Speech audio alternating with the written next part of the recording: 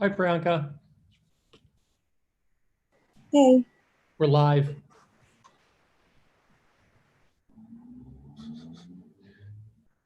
We're on YouTube's. Hi, Priyanka. Hey. We're live. Turn off the YouTube's.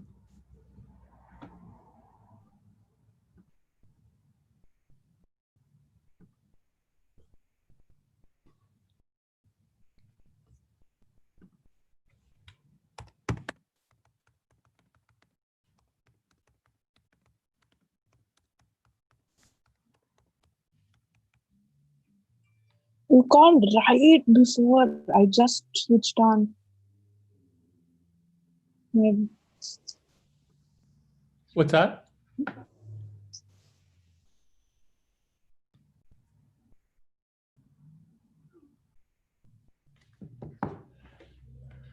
going to find a new picture.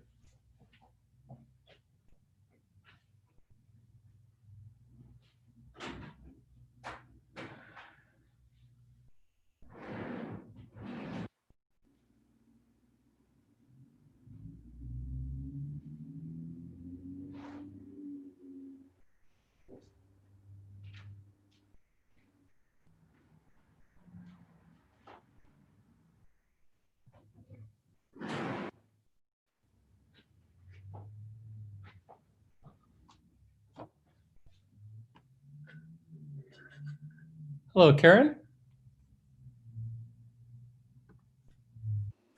Hi. Hi. Andrew Hi. Zago here. How are you? I'm fine. Hi. How are you? Hi. We haven't met. No. But you're now in the urban program. Right. Postgrad. Yeah. Fantastic. Yeah. Nice to meet you. It looks like you're in Los Angeles. I am. Fantastic. Yeah. I never left again. Right. No, I came in February, and I was actually thinking of going back to Europe in March, but Yeah. Here you are. Didn't happen. Got stuck in a good way. No, it's all good. Staying safe, I hope. Hey, Natou. Hi. How are you? Good, how are you? Good, good. Nice to see you again. Good to see you as well. Even if it's in Zoom land. And then we'll have one more. Well, David Eskenazi's student is not going to be able to present. He has for some reason, he'll be doing something later in the week. And then, but we have Jackie's, who I guess is working with Hiral. I didn't realize it was one of my thesis prep students. So it'd be nice to see her in my studio also last semester. So there you go, it'll be like a reunion. And then there's another fellow that I don't know, Tristan Dieguez, who I believe is an architect from Buenos Aires. He's on the list. Okay. So I assume these people will. I was just about to change my background. This is what I do. I just put up other pictures instead of. But sometimes it works and sometimes it doesn't, right? Yeah. It's kind of like the big gamble always. I've given up on it.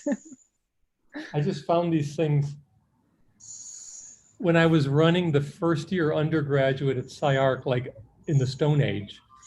These are like drawings the students made. Oh. But this is all like pre-digital. This was all just pencil and pen on board. Super cool.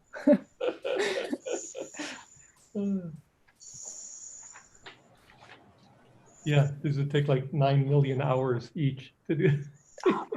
Well, you know, that was when we still had patience. Right, that's right. Good. It's kind of small, but I'll put it up. I'm gonna go and try swing. Hey, David. Hey, everybody. How's it going? Good.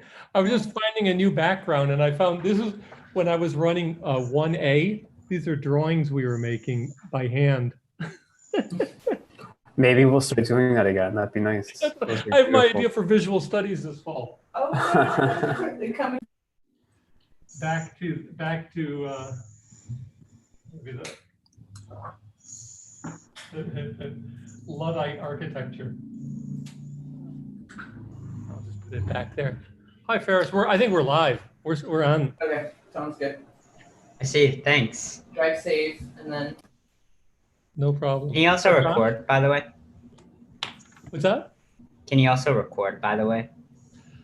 Yeah, I may have a time limit because I got rid of my big storage, but I'll set it to record. Okay. Do you want me to do it? Maybe I'd rather just, well, let me see. I can try it, Andrew. I'll I record should it be to the able to do it. cloud. I think it'll work fine. Thanks. Hey, Natou. David, how are you? Yeah, very nice to see Good, how are you? again. Good. Had you left LA? You hadn't. No, I have not. Yeah. No, I'm still here. Good. Yeah. Great. And oh, I think that's Tristan. Can you hear us? Hi, how are you? Hi, Tristan. How are you? I'm Andrew Zago. Hi. Nice to meet you. Are you in Buenos Aires? Yes. Very exotic. Great. I think we'll just, Priyanka's going first, so maybe we'll just wait for Jackie. Oh, speak of the devil.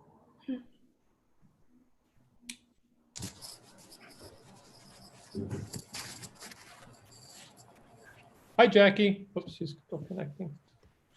By the way, I'm telling you right away, I'm muting myself pretty much all the time because I have workers here in the neighbor's yard. So if it gets too bad, you let me know, okay? So. No problem. Oh, good. Hi, Jackie. I love that background, Jackie. Look at that. Wow. Jackie, you're muted. We don't know what you're You're saying.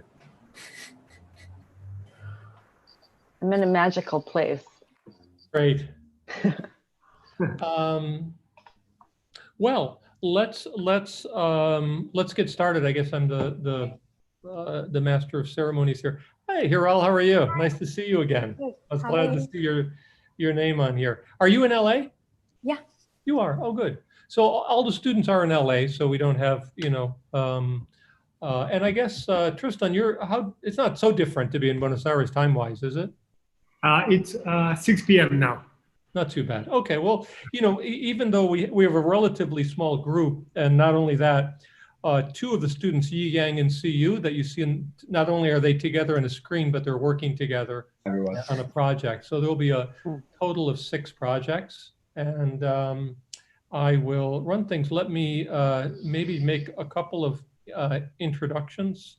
I'm Andrew Zago, and I will be mostly looking at my students, so I'll try to kind of stay out of the conversation as much as possible, unless it might be useful to clarify some things. And then Hiral is Jackie's students, I'm assuming, and I know Hiral well, both from my studio and from thesis prep, so we'll love to see what you've been doing.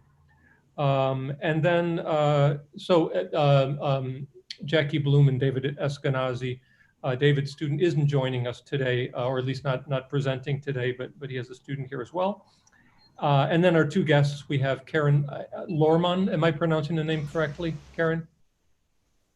Who's I always forget, because the program used to be called Sci-Fi, but let's call it the Urban Postgraduate Program at SCI-Arc. Oh, that's very official. Okay. How's that? Struggling. And then also with Tristan Dieguez, did I pronounce that reasonably correct? Yes, reasonably. Reasonably. Okay, that means no. That's okay. An architect in Buenos Aires, and in the magic of Zoom, what we trade off for one-to-one contact, we get to have people showing up from locations that we would normally not be able to have someone for a midterm review. So as all of you know, this is first time ever SCI-Arc graduate summer thesis where it's all being done remotely.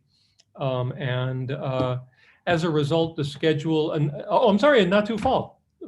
I just feel like you're still one of the students. Natou had a great thesis project just last summer and is going to be joining us on the faculty this fall, which we're very happy to see. And so Natou, for you of the immediate, the schedule shifted quite a bit, and really things broke into 1/3. So we're calling this the midterm, but about 1/3 of the way through was miniature. We started late.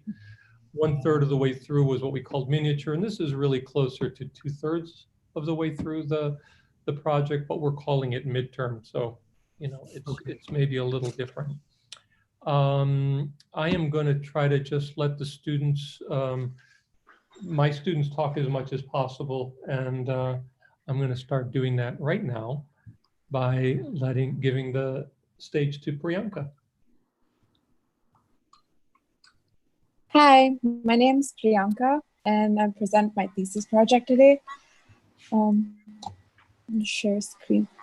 Hey, Andrew, can you enable the share screen option? I set that so I could share. Sorry. Oh. Sorry, I thought I'd switched it. Okay, it's all yours.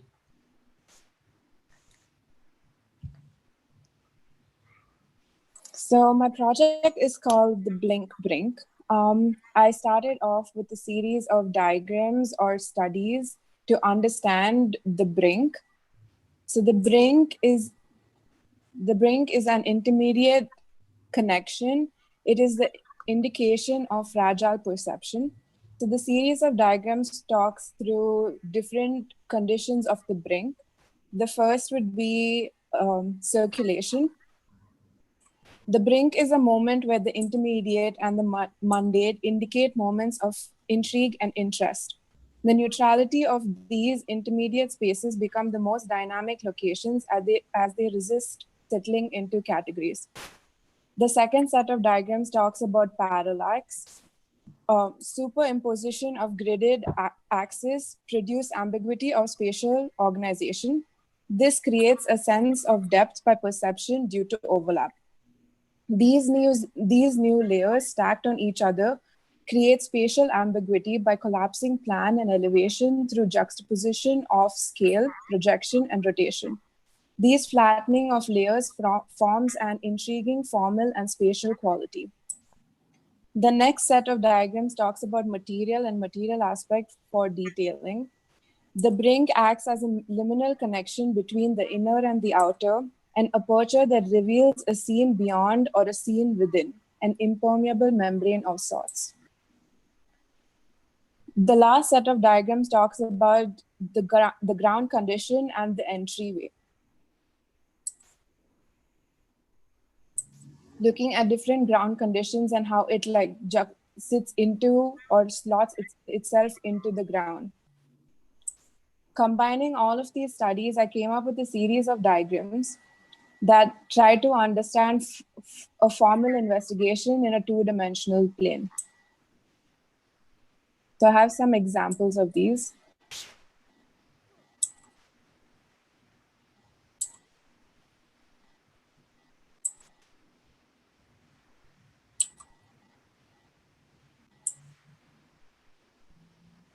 Next, I was wondering, what if two of these planar studies sat together on the same ground plane, and how would they interact with each other?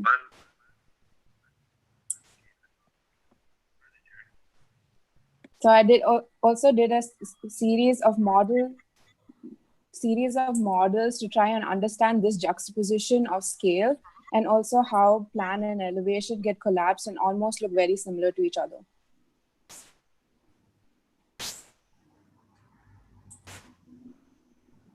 Also looking at material and detailing of the facade to add almost a spatial ambiguity by adding planar sort of parallax.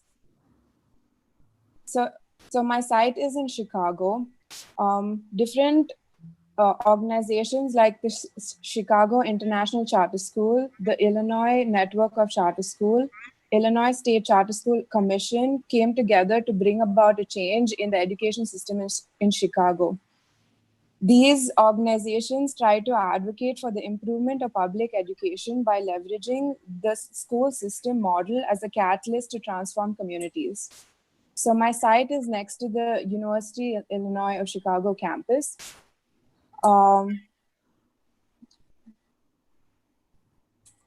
And looking at all of these, trying to collapse plan and elevation, I have come up with my project.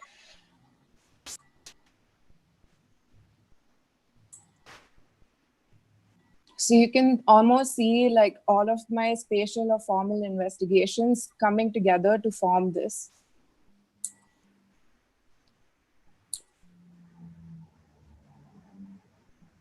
A complexity of ground condition and how it also fits into the ground and how you enter the building becomes more intricate.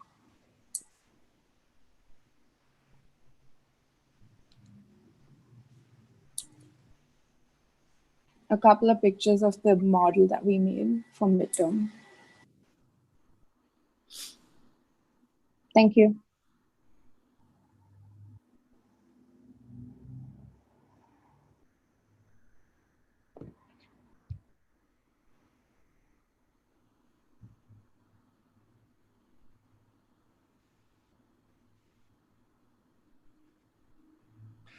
Can I ask you something, Priyanka? I realize we didn't go through this carefully enough, but do you have all of these images on the Miro board?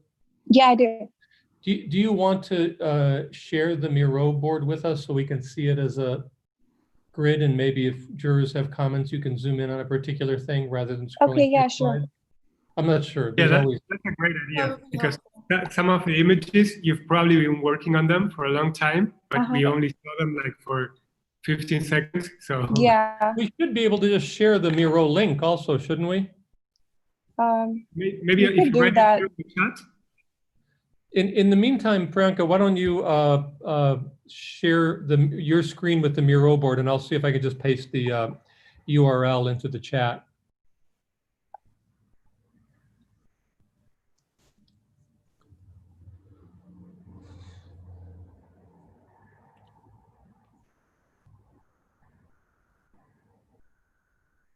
Priyanka, while we get access to that, I'm curious if you could say a little bit about what I mean, I like the idea of the multiple grounds you described, the different ways for form to sort of contain other forms. I'm curious, when you start to describe how the program is a school, but could you make mention of like how the program and the diagram of the form relate to one another? Is there, or like interior grounds thought of in terms of education differently than interior grounds? Is there anything about what goes inside the inner container versus what goes in between the inner container and the outer container? Yeah, sure. So when I was looking at like fitting program into this really complex formal investigation, I was trying to like, so circulation becomes like a really important part of the building itself, because that's one of the predominant conditions that I was talking about, where that becomes the brink. So trying to like layer the different levels itself inside the program, and also make it an easier, so the negative space between the inner volume versus the outer volume becomes the main space for circulation, whereas the function or all the program goes into the inner volume itself. So like you can see here, like in the main space, like all the classrooms and all of that fit, whereas in the outer volume, that's where like the circulation space happens. And also like programmatically thinking, like one of the buildings would be,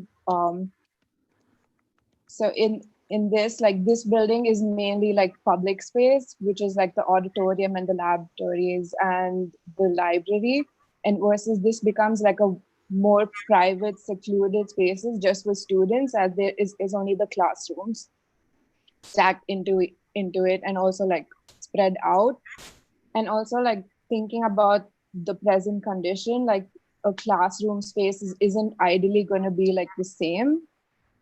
So the spaces for the classrooms are going to be much wider and much larger comparatively.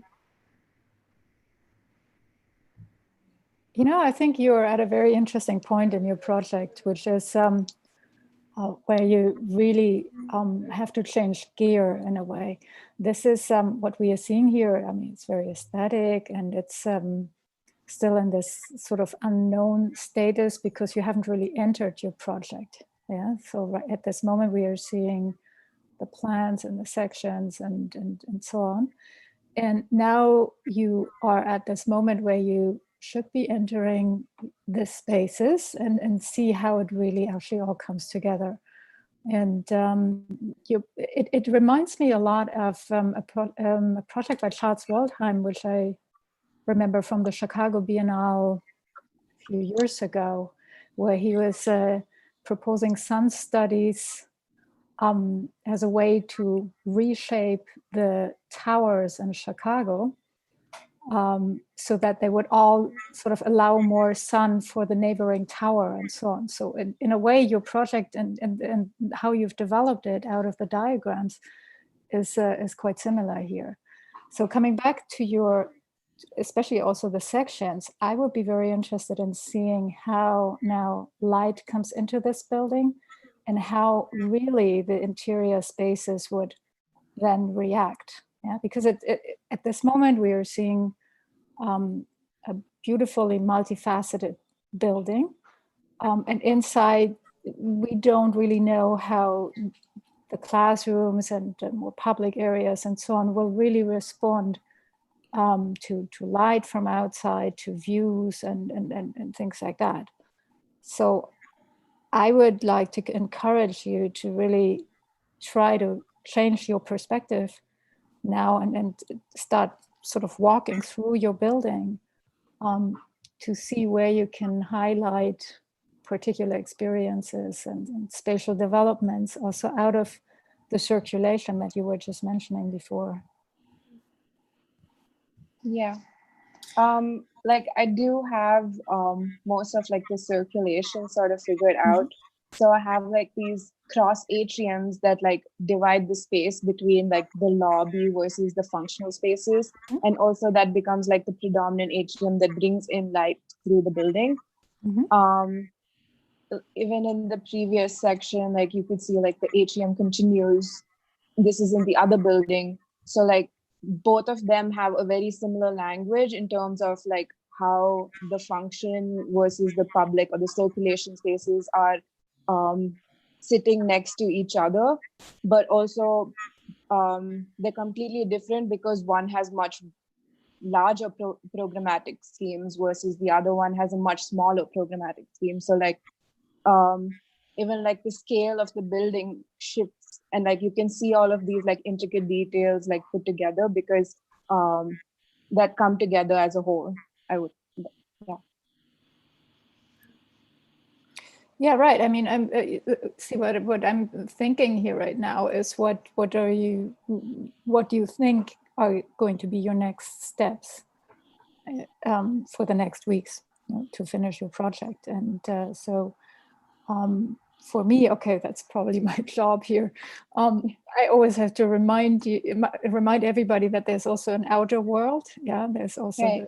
the outside, and does one want to shield from that? Does one want to connect with that? How do we respond to light, to views, and things like that? And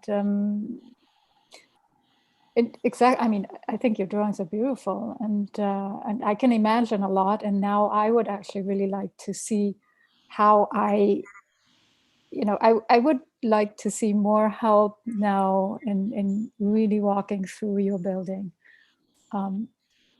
It's like to get more hints at what I can really experience of the building, kind of seeing connections between various floors or various spaces, but also with the outside, if that is what you want.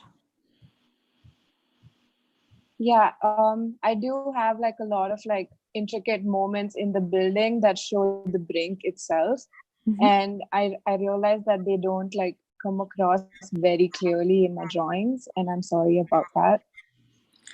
So to sort of echo Karen's point, I think to maybe help bring some of those details out, it would be interesting to maybe look at that this transparency technique you were using with your diagrams, and sort of maybe overlapping that with the sections and the plans that you created, so we really start to understand how light plays with the overlapping skins that you created. And so that sort of relationship starts to read more as we're looking at the different cuts through your project. Yeah, I think that would be an interesting way to like combine the diagrammatic studies versus the actual technical drawings. And yeah, I should try that out. Thank you. Maybe zoom, scroll over to some of those, Priyanka, the ones that Natou's talking about. Yes, those. Yeah. Because I think these diagrams represent or sort of start to explain that relationship between the double layers a lot more clearly than your drawings. And I don't know, maybe you should look at like a way to sort of collapse those two together, right? So the drawings themselves can also function as a type of diagram. Yeah, I shall definitely look into that. I'm also curious, like, if it would help in how you photograph your model as well, right? So if we're talking about the sort of overlapping skins and the lighting, you know, maybe taking that a step further and using like multiple vantage or multiple points of light when you're photographing the model would also be helpful, right? Maybe like 2 different color lights or something like that. Yeah. I'm also intrigued by the color palette you've chosen for the physical model in comparison to your drawing. So that shift from this peachy pink and teal. In the physical model, you've turned those colors into like a darker yellow and like a muted green. I'm just curious why the transition, or and if you sort of what the intention behind that was. Oh, that was not intentional. That was because those are the colors that I had at home. Mm-hmm. But ideally, they would like my final model would be colors more similar to this. To the model you have, or your drawings? To my drawings. Okay. What do you think of those, Natou, the ones in the little studies? Yeah, so I really enjoy the like contrast between that navy blue and the lighter sort of pink and teal shades. Yeah. I think it makes it like clear the difference between the forms that you have, right? Yeah. I think the colors you've chosen for your model are almost too similar in tone, so you start to sort of lose that contrast effect. Yeah. I'm curious. I mean, I think that's Natou, you're onto something with the contrast. If I'm looking to the right, it's because I have an extra monitor where I have drawings.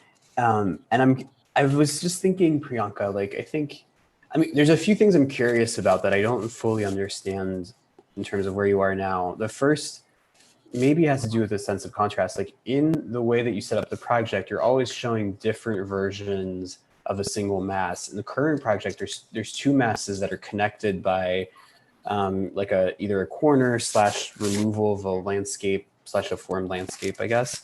And those initial studies generally seem to be more of like a vertical orientation out of the ground. And the current project seems to be much more, you know, like a horizontal, like 2 horizontally-ish masses that have rotated and plan around one another, I suppose, to fit within this kind of bounding rectangle of the site. I like this sense that I like this idea of the contrast. I think that's clear in that earlier stuff because it's inside versus outside to some extent and like kind of in betweens of those things.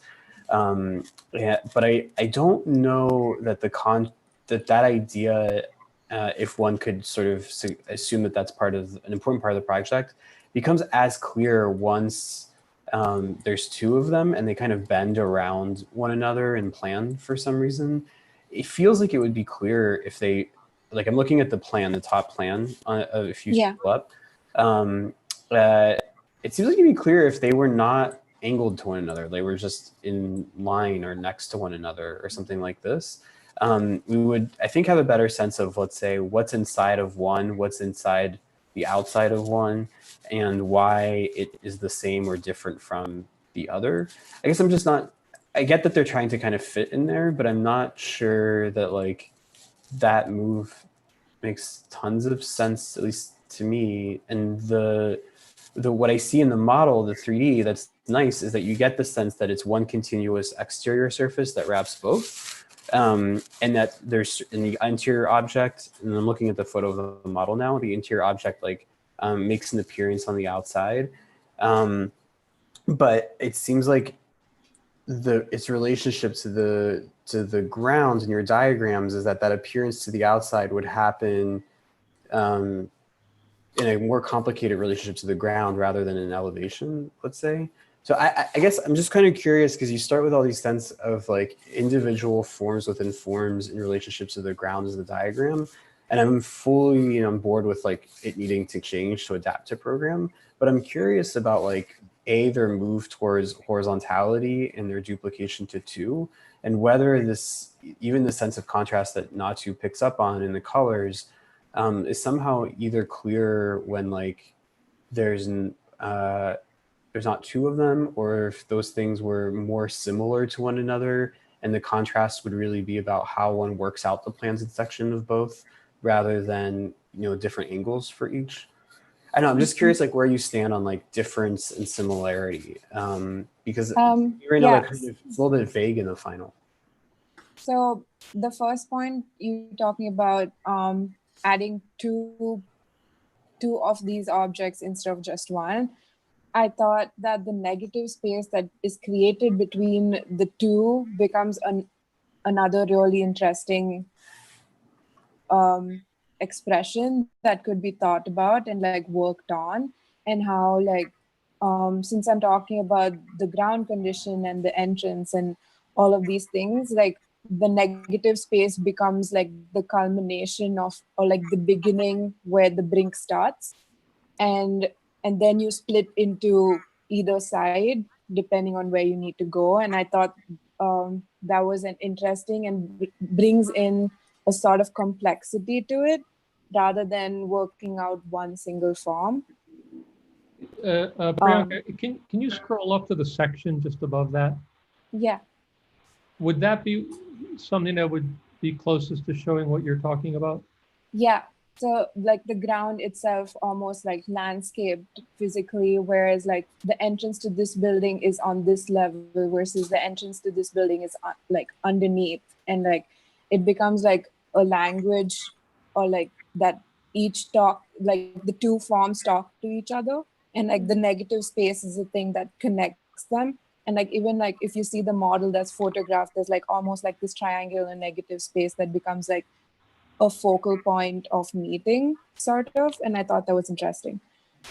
Yeah, I mean, I like that. I mean, and what I like about this section is it almost looks like that void in the center can be thought of as a figure itself. Like there's three figures, not just the two. That's exactly what I was thinking. So it was like one form and then the triangular negative space versus the other form.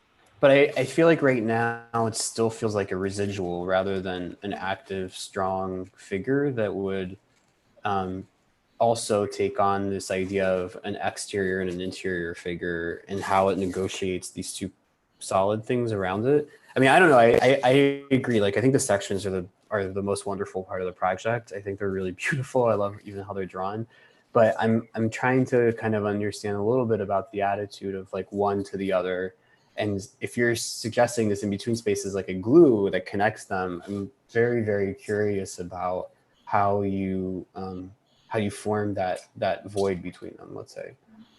Well, I wonder if it isn't a question of like framing that void a little bit better, either through drawing or, you know, maybe that one of those skins sort of connects the two forms, like and sort of starts to call out that void between them. I don't know if that would be helpful. So we can start. Yeah. Priyanka, I think the space between, oh, sorry, go ahead. No, go ahead, go ahead. No, I was going to say that I really love the diagrams and all the previous models. And one of the things that I find more interesting is in the yellow and blue diagrams, the way you explained that this could be freely rotated and facade could become plan and plan could become section and so. And when I look at the architectural section, I think that all these brink vertical spaces, you have many ideas for them and they're working really well. But I feel like when it's still not as reversible as in the diagrams. What I mean by this is that all the horizontal spaces on the top and on the base of the building, I don't see that they're as interesting as a result of this set of operations. Like, for example, on the image we're seeing now, we have a really interesting space on the right, but not on that. We have like a complex roof, but it doesn't be space. And it happens the same with the contact with the ground. So I think that it would be interesting to think to develop this brink condition in these two situations, the top and the bottom, not only on the sides and the facade, but to think of course, the roof as a facade, but also of the relation with the ground and the sort of underground space. How would this work here? Yeah, I definitely did consider that, and I realized that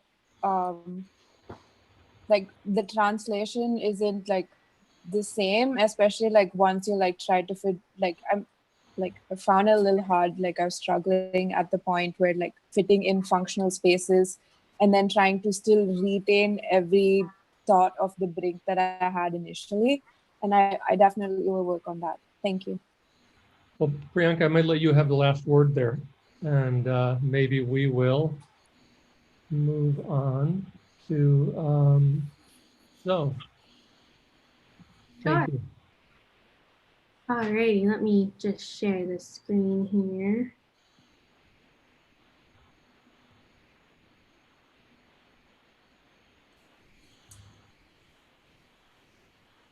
All right, hi everyone, I'm Zoe, and this is titled Tremulous.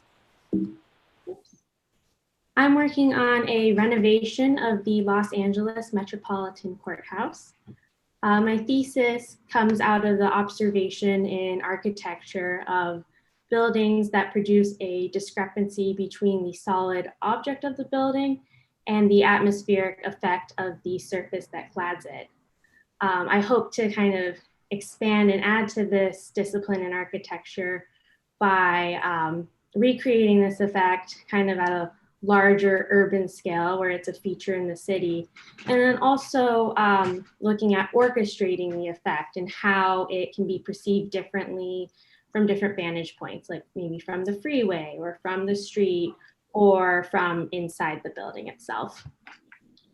So my project echoes a building that I see often on my former commutes to SCI-Arc back in the day that latently has this effect. So I'm creating kind of this dialogue between two buildings, like two twins in the city on either side of the 10 freeway. The courthouse, which is on the right side of the freeway in the red box, is where people go for traffic violations, to pay traffic tickets. It's the courthouse that handles cases involving mental health issues. It's also where you go if you've committed a misdemeanor crime. This courthouse has like 2 stars on Yelp reviews. It has really long lines that wrap around the building, and there's no shade on the site. This is a courthouse that a lot of everyday people go to. It's not where you're going if you committed a really large crime. And unless you're like a celebrity who has a DUI, like Paris Hilton had a big court case at this courthouse, or if you're going for jury duty, sorry, this is where a lot of everyday people go. So this is the courthouse in the center of the site. There is a motor vehicle inspection building, a above ground parking lot, and then an inaccessible kind of outdoor plaza space. In November, this courthouse was slated as a critical need renovation, along with 85 other courthouses in California that either needed to be rebuilt or renovated. However, and money was set aside to complete all these projects. However, in May, the budget was cut because of COVID-19. The money needed to go elsewhere. So I'm proposing a significant addition to this courthouse that'll increase the visibility of it in the city. So oftentimes a lot of buildings will have a crown on top, kind of like this one. This is the twin on the left side of the freeway. But a crown, you know, when you think of a crown, it's very rigid. You need to sit up straight. You can't slouch, you can't slump. So instead of a crown, what if it were to be a hat? And I've been thinking of like fascinator hats or what Carmen Miranda wears, things that have more of a posture to it. So this is just a quick photo montage sketch of kind of what it would look like from closer up when you're driving near it in the city. And because it's a big open site with nothing else on it, you get this really magnificent view as you're approaching it on Hill Street. So this large hat on top of the building would serve as a garden oasis. Instead of having to wait in line in the sun down on the ground floor, you could circulate through the building, come up to the top, and be in this very pleasant space. Like imagine if you could hang out in a garden while you're waiting for your name to be called for jury duty, or if you're someone who lives in the neighborhood and this is a place that you could just go to if it's a hot day and you wanted to be in the shade, in a large, light-filled, airy garden oasis on top of a courthouse. So this is a section cutting through it, and it'd be supported by a truss system. And then this is a plan. So the core in the building goes all the way up to the 9th floor, which currently serves as a mechanical space. I'm proposing that you get out of the elevator and you can move meander up a sloped floor into this really luscious garden space. And I just calculated it today. It'd be a 20,000 square foot garden. So it's not small. And then these are just some early study models. My miniature model kind of noticed, hey, it looks like these fancy heirloom pigeons that I've kind of had a little fascination with lately. So kind of been thinking about that as well as these hats. And then this is a recent render and kind of another pigeon that I thought it looked a little bit more like, where it kind of looks like you have a pigeon and another little pigeon got stuck on top of the pigeon. And then these are some study models. So the skin will be kind of a 3-dimensional perforated system made out of these tetrahedrons. And then this is a mock-up I've done as well. So faces of the tetrahedrons could open or be removed, and then depending on how you're moving around the building, you could get different, the facade would do different things. So on one face, it could look more solid, whereas another, you could see through it. And then as you continue to move around it, you could see the inside of the panels and see a different color. And then this is my last slide here. These are some early little stop motion animation tests I did at the beginning of the summer. So my plan is for my final model, it's going to be quite a large model where I can build these small intricate tetrahedrons that go on the skin, and then like to animate them as well to kind of help produce this shimmering effect on a static model. So thank you. Shall I go to the mural board as well, Andrew? Sure. I noticed you have all of this up there, yeah? Yeah, I do. Yeah, exactly where you are. Yes. Great. So just to understand, your last slide is super intriguing. Is that going to be a facade that is sort of moving, that is flexible, playing with the wind, or is it something that is moved technologically, or didn't quite get that? Yeah, that's not, I guess that's something I haven't quite figured out yet. Mm-hmm. You know, I think it'd be, I guess I was thinking a little bit more along the lines of something that would be moved technologically, but then in the model, I would move it myself and animate it. Okay. But it would move. Yeah, I think so. It would move, okay. And the other thing, because I mean, I'm probably starting from the end here a little bit, but that was the one intriguing thing for me now. The facade, I mean, in your models so far and in your drawings, it looks like a quite opaque material. So when I'm in this garden, I'm sort of in a almost interior space, but with an open roof, or without a roof rather. Or is it something where I can also see something? Is it something like a roof garden from which I have a view over the city? I'm just trying to understand. Right, like a roof garden where you see over the city, and then I'm imagining these panels would be opaque. However, I'm also imagining most of them would be maybe like a 2/3, 1/3 ratio, so that you can get air and light. And also thinking like maybe so 3 sides of the tetrahedron. Yeah, if like 1 or 2 are closed, but 1 is open for each unit, then a lot of air and pigeons can come through. Okay. Also, you know, each of these pieces would be quite large. It's about 5 feet wide. Okay. So I love that your project is sort of touching on this idea of the accessory, right, for a building, thinking about it as like a hat. I'm curious though how, I guess just thinking of like the form itself, because it seems rather like rigid, right? And the hats you sort of are referencing are things that are very like dainty and you know, very very much like transparent in the materials that are used with them. I think that that sort of daintiness translates in how you're planning on making the model, right, in your studies.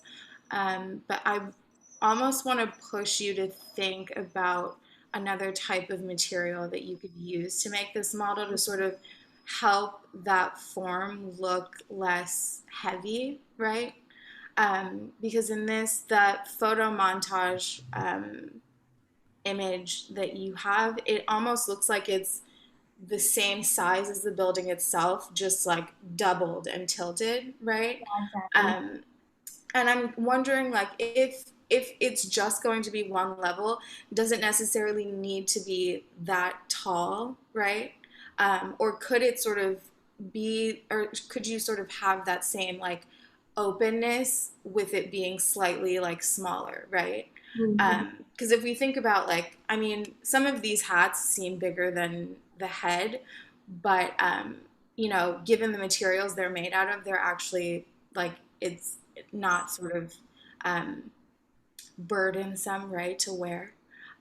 Whereas like the way you sort of represented it, it makes me wonder like if it needs to be so large, and if it like could read a little bit more like it's something that's like a little bit lighter, right? Yeah. Well, I like the idea a lot that you're bringing up of kind of having like this material juxtaposition, especially because the courthouse is cast concrete. Yeah, I think this is a very important conversation here, because on the one hand, Natou, you're saying you're looking at the building, and I totally agree that then it looks as if the head is really huge. But Zoe was also at the beginning speaking about the view from a distance, and it's the position of the building and the city, and in this kind of non-skyline pretty much, and wanting to almost enhance and sort of highlight this building probably more. So if that was the most important of the whole concept, or if that was an important point in the concept, then one probably wants to have that big head. So where are you there in this? I mean, I'm very glad that you started your presentation with this view from a distance, and also position the building so clearly, and the necessity maybe to highlight it. So on your one of your slides, I just took the liberty of making a sketch. Oh, sure. Can you zoom over to it? I mean, for some, you don't draw it, but yeah, zoom into there. Oh, there we go. Yeah. What Karen was saying, that building, which is the William Pereira building, which was a little bit important and had a very large open garden, and now it's been transformed into what looks like an Apple Store glass box sitting on it. Yeah. And so yours is to make this kind of, there's a kind of latent quality of that building because of its facade. And the height, which is, I think Natou is right in itself, is unreasonable. But at an urban scale, I think you're trying to set up this other thing as well. Yeah, because right now with its placement, the building just to the east of the courthouse, they've put this really large glowing billboard on it. So right now the courthouse kind of, you don't see it as much because there's these taller buildings and these other distractions on the right side of the freeway. And so I think the unreasonable large size of the hat, like you just referred to, Andrew, I think is quite important for this project to be a spectacle in the city. Right. Well, then I guess it's a question of materials, right, and how you choose to represent it. Just so it doesn't read like it's, like it's really heavy. Mm-hmm. Yeah, like something to give it a little bit more of this ethereal quality. Right. Yeah, totally.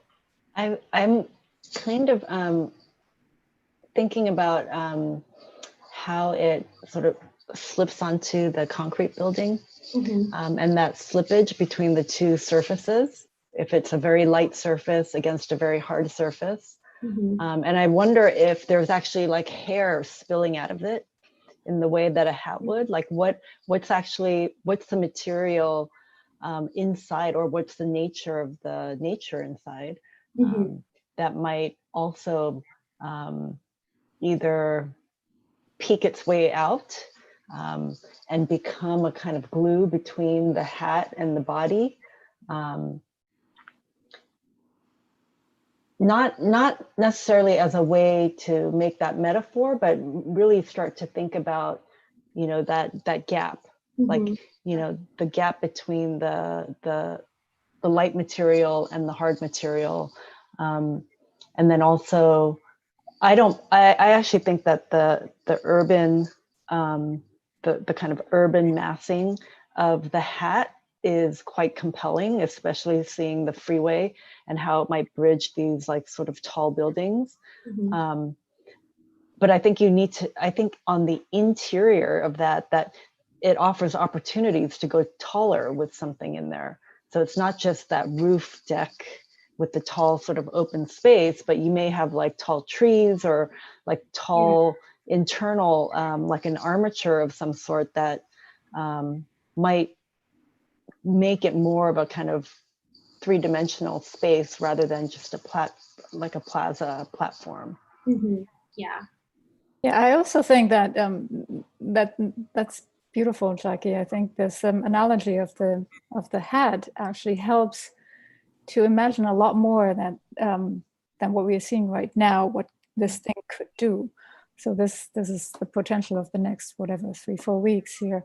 So you were saying that this facade is moving, and it's kind of like the head that one day you put it on like this, and the next day you put it on in a different way. Or also how facades respond, especially glass facades, respond to sunlight over the course of the day, for example. And I think it'd be fantastic to see all these different changes that be possible in in different seasons and weather and all kinds of things that could be happening here.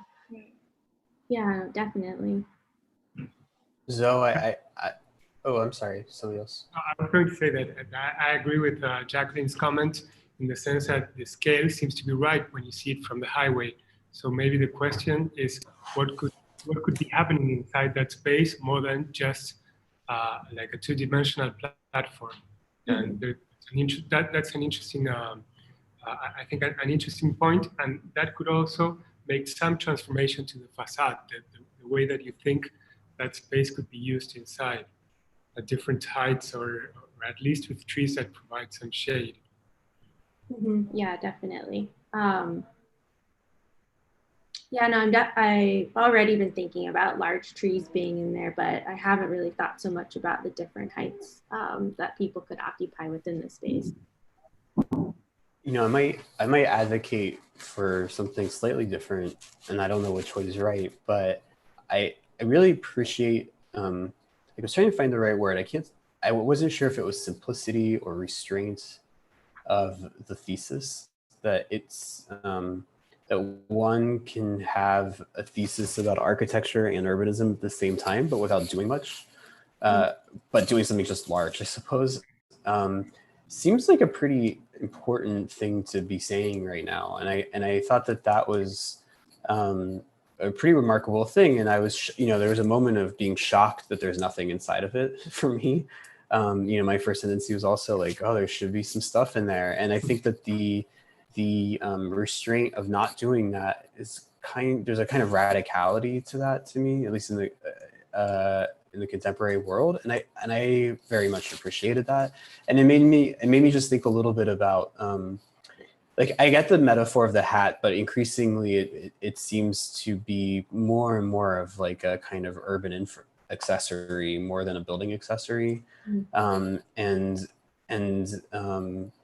It seems like it's a thesis that really just puts things really clearly on the table of like, I would imagine you would have to do a project this straightforward. You have to be very, very clear about what modes of documents you need to talk about the project. Oh, is it this image, this model, this, that, etc.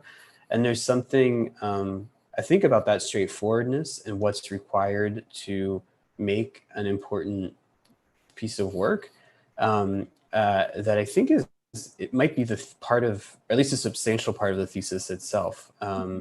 What drawings are necessary and which ones are not. What levels of detail are necessary and which ones are not. What scale, clearly there's like a kind of detail scale, a building scale, and a kind of urban scale. I almost wonder, like, what is your attitude towards showing all three of them a month from now? Is it the same generous attitude that you have today for all of them? I don't, like, those are the things I think are kind of exciting about it, that it makes, when it's emptiness, just metaphorically, or maybe not metaphorically, but it makes me, at least, and I think it might make others, like, search for things outside of itself to find some points of conversation. And I think that that's quite interesting. So I actually appreciate that there's just a lot of nothing in there.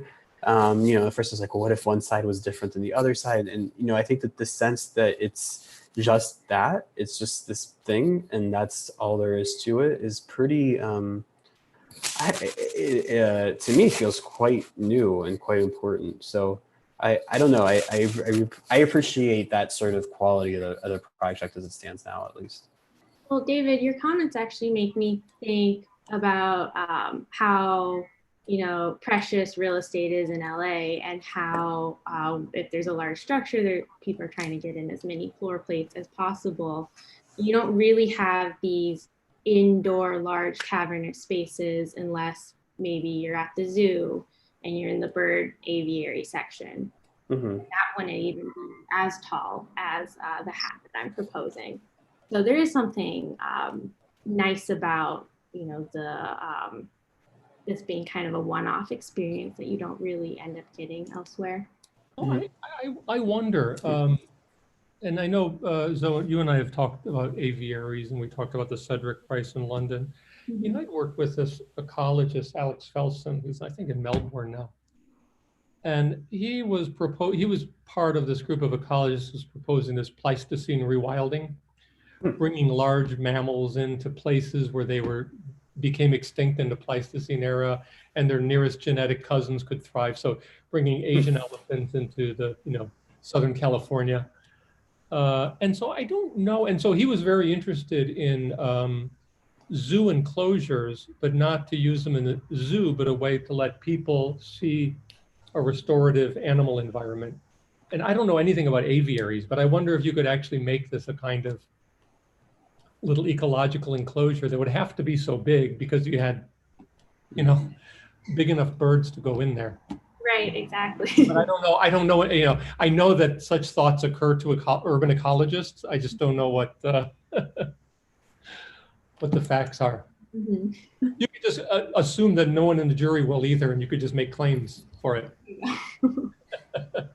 Well, I guess, I'm living surrounded by trees, and the birds are coming by themselves. And so it's kind of like, if you provide the right biotope, you probably just get it. Yeah. Yeah, we're in Los Angeles. That's a fantastic thing about it. So, but yeah. Fantastic. Well, beautiful. Maybe we'll leave it at that, Zoe. Yeah. Okay. And we're going to go on to Fatemeh.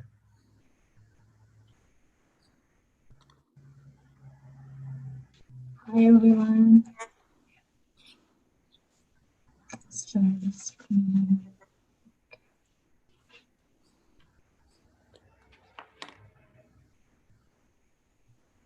Okay. Hi everyone, my name is Fatemeh, and I apologize in advance because of the flashing my screen. And you see, yeah, this is because of internet, so sorry about that. My project, I'm sorry? It's not flashing. Oh, okay, good. My project name is The Theme.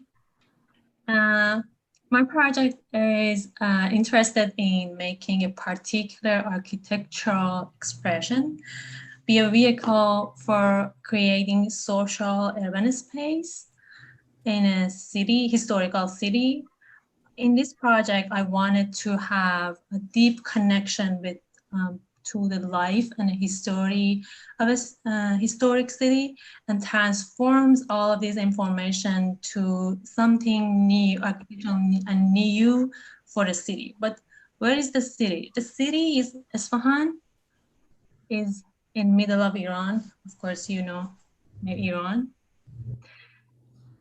The city is divided by a river, divided in two by a river, old part and a new part. This is a plan of old part. That is started with the old mosque and old square, and then with bazaar continued to newer square. And then after palaces and gardens, we reach the river. The river, we have 5 main bridges, 2 of them more important. The one is Allahwali Khan Bridge, and the other one is, that is the plant and elevation, and the other one is Haji Bridge. This is the plans, and the 3 more bridges.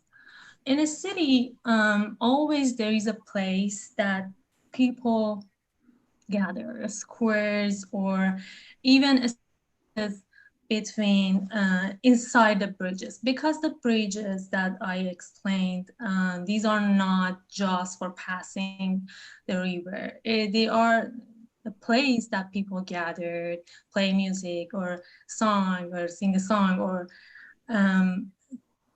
hanging out there and then gathered there. Based on that all information, I have some diagrams based on that, the circulation of the squares and also the bridges and the program, non-program part of the bridge, and also the population that is more on non-program part of the bridge and also square.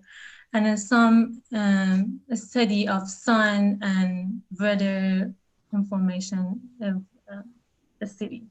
But where am I? I am at the end of the axis of the Isfahan, at the axis at the end of old axis, and at the first, I can say, of a new part of the city. The side, my side is face to river, face to north, and face to old part of the city. I started the project with my drawing that I create some spaces and ornament and components that are some kind of similar in shape and size, and get aggregated together to create a super component. And these are some shadow and light study of the space that I created based on the drawings. My project has 3 different parts. One is Sunbreaker. The other one is one office building. And the first and the third one is a public space that just they are come together and aggregated together. These are some study model from miniature. And after that, this has different quality and different details of the project. There are some plans and sections. Of course, the section still needs work. These are the plans that you can see the 3 different parts. One is this shared sunbreaker that's work for office building, because the office is face to south and it has a lot of light. Then it works for, helps for light, and this north part of the facade that is just work for people that comes to the facade and just going up and move through the spaces. This is the spaces that people can go there. It's open for people, all people, because the site is in main important part of the city. Is the site is a position in the part that is city has a lot of shopping center, hotels, and of course because of the river and bridges are full of people, and people can go, and it's kind of play a good place for summer. And these are some kind of experience of color and for the projects, because I tried to have some material like tile for project. I gathered all information of life and social life of the city to transform all of them to a new things for the city of Isfahan, that there isn't anything like this in the city. Yeah, that's it. Thank you.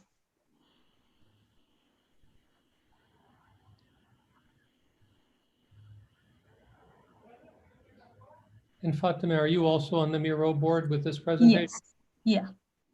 Maybe you want to just go to that for a second. And yeah, I am here. And I don't know, and if any of you go to the Miro board, it's also our junkyard where everybody has everything from all semester, but they probably have a little area of what they showed today. But you're also, I don't know if any of you tried the link, but you should be able to go there.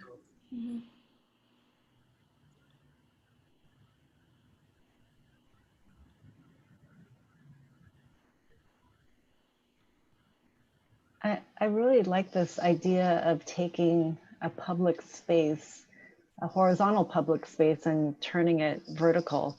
I think there's something really provocative about that move.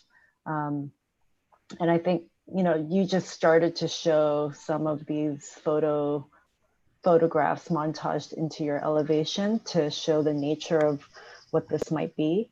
I'm curious to understand, you know, with the, you know, with the big open kind of public space, there are lots of kind of moments, unexpected moments that happen between people, right? And I wonder, like, your vertical version is much more dense, and I wonder, like, how, like, what kind of narrative are you thinking about in a space like this, where there seems to be much more cellular moments and less sort of big open moments? And I'm wondering, like, how do you start to make this relationship between the kind of flat horizontal and the vertical organization? And how does that difference in organization start to change the way you define your project? Actually, for the all small spaces that aggregated and gathered together, actually, I look at the plan of the bridge, because the sum of the moment in the vertical space is exactly the same as the bridges. The rooms inside the bridges, they are all connected, but they are not the same as the spaces. They are from the inside. In the plan, it's like more clear that all of the spaces are connected and open, more open than the small, just separate parts. They are all connected together and they are open. And the maybe inside than outside. That's how yours are going to be connected together on the inside. Yeah. It's funny, when you were saying it, I just realized Fatemeh and Zoe have found two different ways of wasting an enormous amount of space in a city. It's a good kind of waste, though, you know. So I mean, it's the kind that you want to understand. It's, you know, it's like going up, you know, walking up the Eiffel Tower, right? You get views of the city, and your relationship to the city completely changes when you're up higher, and the activity that you associate with ground is elevated now, and so those kinds of relationships start to flip. And that's really interesting to me. And does this connect to the city in any way, or to a particular part of the city? What I didn't. You mean in kind of sites, or just? Can you show us your plan again, Fatemeh? Plan? Yeah, the site plan. Yes, sure. Maybe, or either on the Miro board or. Yeah, I'll be sure. Because you have a very specific answer to that, and maybe it's not. Yeah. Is it in the river? Oh no, that's the bridge. No, that's the bridge. main axis that comes from the big square through the bazaar, and all of that is, what is the dynasty again? Safavid. Safavid dynasty, all of these bridges, all of these works. And so it ends there at the bridge, and you have the new part of the city, and so this sort of makes a terminus to that. Okay. Yeah, I see. This is the site plan. This is the face to the old side of the city. And Fatemeh, can you also just clarify the program? Like when you say Brise Soleil, that's not occupiable, I assume. Ministry of Cultural Heritage and Tourism, that's mostly like an office building with conference rooms. And public space square bridge, what is that? Like, what goes in there? What kind of things? This is a socialist. This is a public socialist space. This is the place that people can. But like, what specific? Like, could you be more specific? Like, is it parks? Is it classrooms? Like, what is, you know, like, what is it? Would you say? It looks like a square. Is for me. Okay. not the square as a shape or program. it looks like a place because we have some. It's kind of really hard to explain because we have some the same thing in our city. So it looks like a broom in bridges. They are not related to the bridge. They are not. Jump in because I know this was something that Fatima's adamant about it. Those spaces in the bridge, they've been there for a very long time, and they're not programmed, and people just use them all the time. And you don't make a bunch of those, but as a vertical. So, but I'm curious just about those because they sound super interesting. They are, so if you could just educate me, as you walk across the bridge, there are these moments you can pause and go into these like public spaces. Yeah. And so you're proposing to like take that and like stack it. Like there'd be a lot of that, but stacked. And so I guess I'm curious, like if on those bridges, what's happening is there's like a path, and while you're walking along the path, there's these moments to pause and do this. When you stack them, it's not really that you're walking along, or I don't know, like, are you walking on each floor as if it's on a path, or would you imagine now that the path is like a vertical path? Like, would there be lots of staircases or something, or elevators? It looks like this vertical path, I believe. Okay. It has a lot of stairs and yeah. Right. I had the same question, David, and Fatima was born and raised in Isfahan. People cross the bridge or you go there to meet someone. You don't. Yeah. No, it's beautiful. You don't combine the two. You just go there to meet someone. It's not anywhere. I wonder if like you would want more than just the Ministry of Cultural Heritage and Tourism. Like if there would be other attractions that would get more people to go there, like grocery stores or whatever, like more chance encounters or something. There's also no programmatic connection between the two. Oh, okay. Well, then I really don't know. Okay, I don't understand. Okay. I'm very curious. It sounds so interesting. Anyone can just go there and where they hang out, and you can just sit there and look at government officials working. Then if you want to look at the city, they have to look through this public.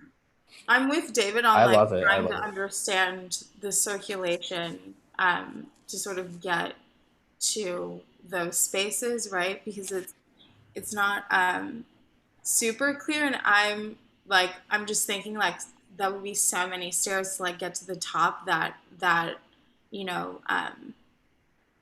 journey would be excruciating, but I'm sure the view would make it worth it. But I wonder if there isn't a way you can start to sort of maybe articulate how that circulation sort of happens, like in relationship to the ground, even like where's the sort of access point to that that's vertical square. Yeah, I think it's exactly my question as well. This is how does it connect to the ground? Yeah, is that exactly the same as the bridges that you make reference to, or is there something like a sort of very tight situation where people might even have to wait and sort of file through in order to get into this building? And I mean, it's obviously culturally a very different space than what we are used to, and that is why we ask all these questions. We want functions, we want reasons of going there, and all these kinds of things. And you're just saying, okay, it's not necessary because people actually they've always done this, so they will continue doing this. Yeah, it's kind of like what the funny thing that people in LA that now that we sometimes go out and walk, we keep lamenting that there's nothing to go to because it's all so boring and there's nothing to look at. There's no shop windows and so on, so I hope you understand why we ask all these questions. Right? But I think the important thing here is, or the curious thing is, what's happening the moment I enter this building, or the short moment before that? Is it tight? Is it generous? Is it how do you imagine that? Or I think it's a good point because I didn't think about that, how it connects to the ground. And it's tight, and it's not look like a bridge because it's wide and you can go through all spaces. Mm-hmm. So it's look like that you just enter through the one part of the bridge. It's just narrow things. But yeah, it's a good point. I will think about how to solve the problem of the connection to the ground, and maybe the circulation between all three parts. Also the other recommendation to find answers for would be to really not only think about the similarities with the existing bridges, but obviously now you're sort of turning it around. Yeah, so you're putting something horizontal into the vertical, and with that you're creating a lot of new very exciting situations and experiences and so on. So you're taking sort of an inspiration from something that has been existing in the culture for a long time and that has gone through centuries of appreciation and so on. And for that, there is a reason why you think that a vertical version of this would now be even more exciting. Yeah, so I think there is a moment in your project where you want to exactly start speaking about that, the additional, newness about this. Yeah, what Jackilin was already referring to, this experience, going up the Eiffel Tower and looking over Paris instead of always being in this sort of same heights blocks of the city. So what would that really be? I mean, you had it in your very early photo montage where you, when I didn't know yet about your project and I looked at that picture and I thought, oh my God, what's going on there? Yes, what's coming out of this endless city? So I think you really want to also speak not only about where it comes from, but where it could go to. Right. Your project, right? Yeah, but I think when you see this project from the bridge, it looks incredibly intricate and incredibly beautiful as well. I mean, I cannot stop looking at the drawings on the mural board. They're beautiful, and but I find sort of I don't know if to say a contradiction, but a big difference between that facade and section that faces the river and the short section. Which is really schematic. You have like 3 bands of exactly the same dimension always. So what I was wondering, and it's just a question, is what would happen if that section could echo some of the operations that are happening on the other facade? I mean, what happens if this public facade is not always the same dimension, but invades part of the office space? What happens if the office space grows at a point and invades the other one? And how could the Brise Soleil facade play in this game? Like turning this thing around 90 degrees to think about it in the other dimension, which I think has been neglected.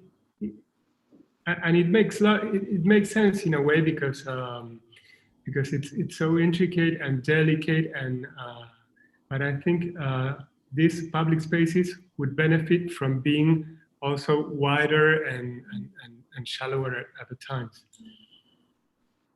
Fatemeh, I'm curious about what you might do for the final review a little bit. And one question I was just thinking, like I think that this comment about the section is important, and I agree that they're such beautiful drawings. I'm curious, like, the sense of materiality seems kind of interesting and important, and I see where you're headed with this like imagery and color that you're kind of exploring. I'm curious, like the photo of like a model. I think it might be the miniatures model, I suppose. The one that's like monolithic. To me, it almost speaks to an effect that's similar to the bridges, right? Which is that all the materials are the same, made of stones, etc. And now you're sort of you have a thing that's like so fragmented, and now you're going to make it even more fragmented with more color. It's like almost to a point that I would think that the effect of it might get from far away seem monolithic once more. Like if you imagine a large stone building, all the stones are very small and there's many of them, but from far away you get a kind of wash to some extent. And I'm kind of curious about that. It's starting to happen in the renders. The only thing about the renders that I don't love in the final renders with the color is just how dark the shadows are compared to how you were describing it earlier, where I think the shadows actually seem to do a disservice to the effects that you're interested in. So one thing that I would suggest, at least for the final, is like whether you build a model, if you do renders, how do you render it in such a way that continues to not be so much about heavy shadow versus very light surface, but instead using, let's say, depth and color together, where they're kind of, to a sense, equal in the amount of fragmentation that it produces, in the sense that, you know, in an elevation, or at least from a distance, they kind of model back into a kind of, not monolithic where it's all one, but a sense of like it's kind of purpley and it's kind of red and there's little specks, but from far away, you know, I love that idea that, you know, as you get closer, you discover more about it. But yeah, but I also like the sense that the drawings are very straightforward line drawings with tons of detail and things to explore. They're quite beautiful. Thank you for your suggestion. It'll be interesting to think about how you meet someone there and say, like, meet me at the you know, the fourth level in the square that has, you know, a lot of stone and blue, or, you know, like how to describe and how to map yourself there. You know, that could be an interesting drawing, I think. Like how you figure out your drawing might come from recognizing distinctions within the kind of vertical space.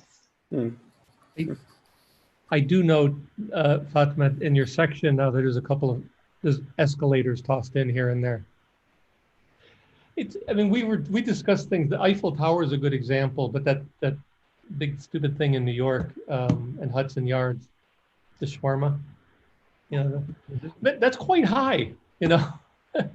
How high is it? I haven't been there. I can't. It's very high. You know, it's not like 5 or 6 floors. I mean, it's much higher than that. They don't have escalators or elevators. How'd they get away with public art? There's just stairs, and there's nothing. You know, there's no place to hang out. It's all movement. Yeah, it's right. I mean, you know, there's platforms, but it's not like that bridges where you have like little things where you could sit and chat. Yeah, it's definitely a rare type, the vertical public space. Right.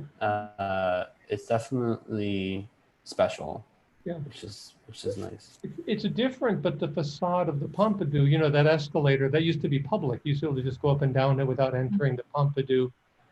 And so there was this idea that it was a, you know, movable facade over the city.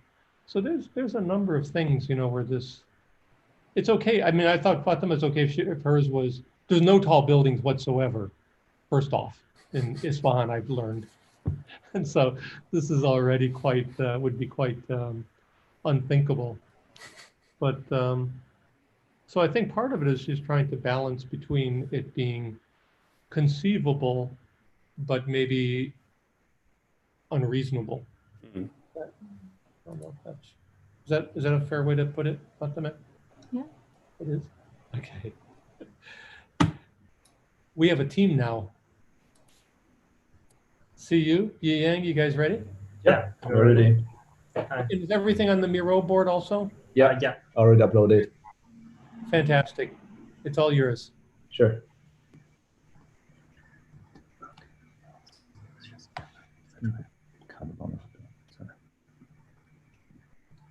Okay, let's share the screen. Let me share the screen with you. Okay.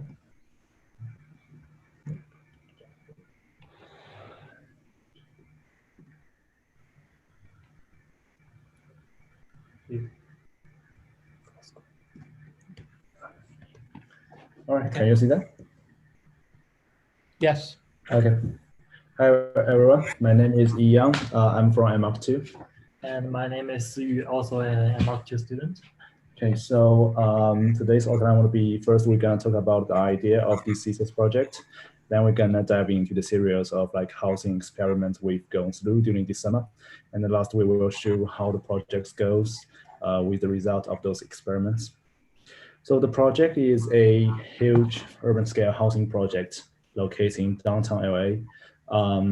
When people speaking of housing projects, the first thing they come out of their mind was like always how many bedrooms, how many bathrooms there is in the project. But our cutting point is to let our thesis project stop right before that. Imagine what if a housing project can provide more than 10, 20, or hundreds of type of rooms combinations. Then the housing, it's not being restricted with the amount of rooms. It became no longer a problem solving, but kind of possibilities creating. So the idea in the first stage we talked from was from the following two patterns. On the left, it's Mandarin's painting, Boogie Woogie. On the right, it's Peter Blom, a German architect's drawing about his projects from the top view. So these two patterns provide the idea that using different housing units, scale, size, and the position to combine in complex that could fit different terms of potentials and possibilities. So we start with the pattern test of one single housing unit.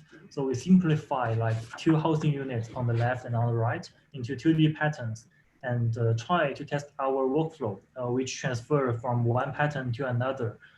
Different colors here represent different functions. So you can see each single rectangle, like I showed underneath, it's like it changes position, width, and length gradually. So since 2D pattern seems like actually creating something, so we pushed our experiment into 3D. So we choose 4 different housing units that have spatial quality, like the famous Le Corbusier's housing units on the left. So we want to use these 4 housing units to test our workflow.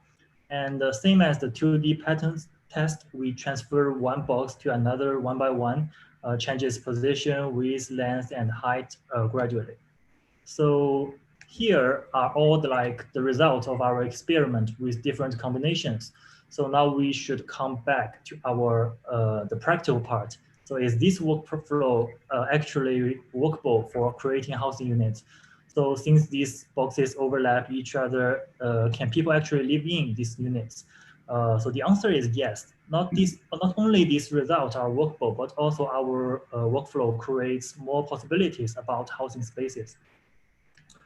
So here are the part of the units from our experiment that we did some Boolean operations and some small adjustments, which makes these units workable as a housing unit.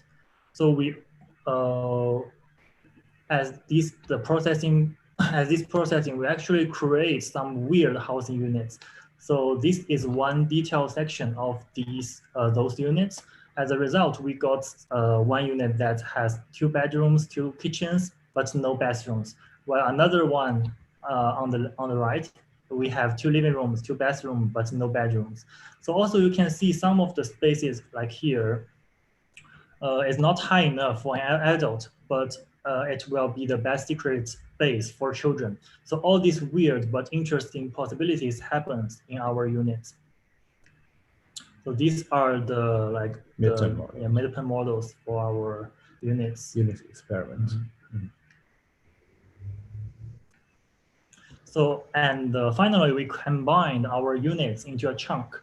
We have like our corridor in the middle and all the units are side. Also, we combined like each chunk, all these chunks into a community. This is the drawings we create to represent like the top view of our community. So the chunk we showed before, like this one is only like 1/16 of it. Like, and it's our like color test of our buildings. It's also like 3D lines from the 2D patterns to 3D testing, how this actually works as a complex. And now we get to talk about our site. So the site sits next to the unit station. The area name is Piggy Backyard, which has been used as rail system facilities. Now it is like occupied by several automobile junkyards. The site was separated by two highways. From the north-south direction is the Mission Road. East-west direction is the East Shiza Avenue. So the strategy to put our pattern complex on it is to make the north to south direction highway being kind of like underground tunnel, and only leave the east-west direction highways. And then we strongly, just aggressively put our entire patterns into the site to fit it. It's quite a huge scale urban project. That's the first step. And then we create, using the idea that we generate from our housing experiments, those kind of patterns. We get our circulations first, and then use it to cut the black blocks we just placed on the site. And we got a location of our housing unit. Then we place all the units right position on it. So that gets our, like the entire complex location. So that would be the entire side model rocks for the midterm.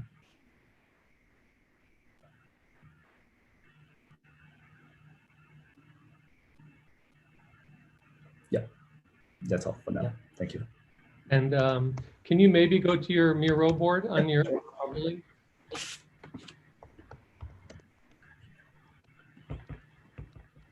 Yeah.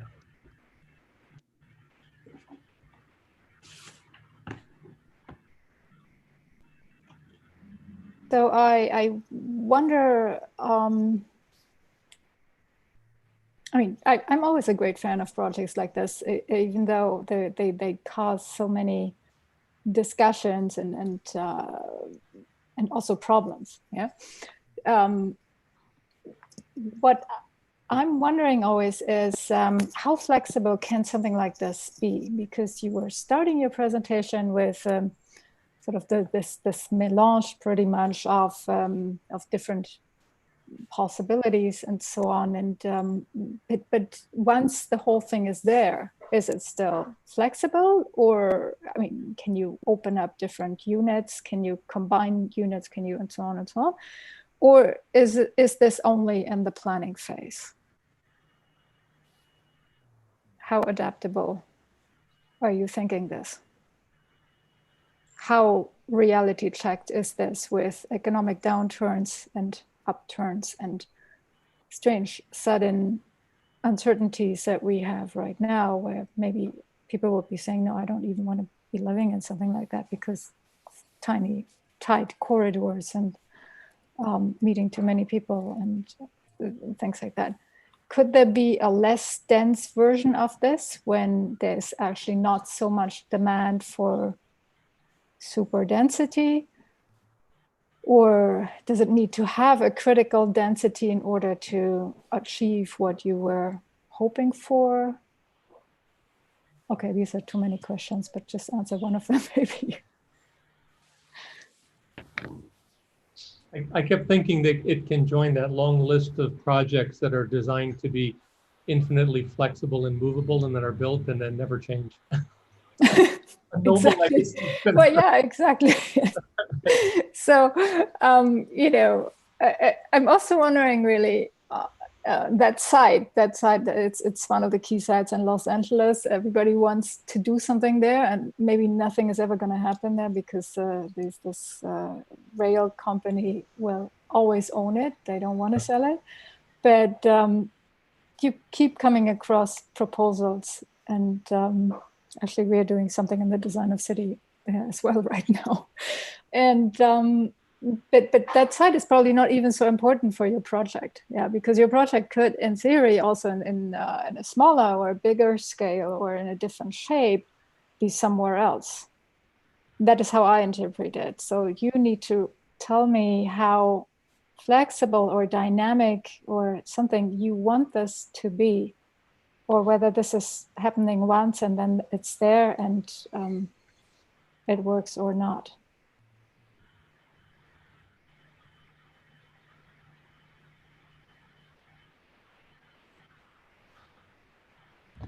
Yiyang? I think it's a question.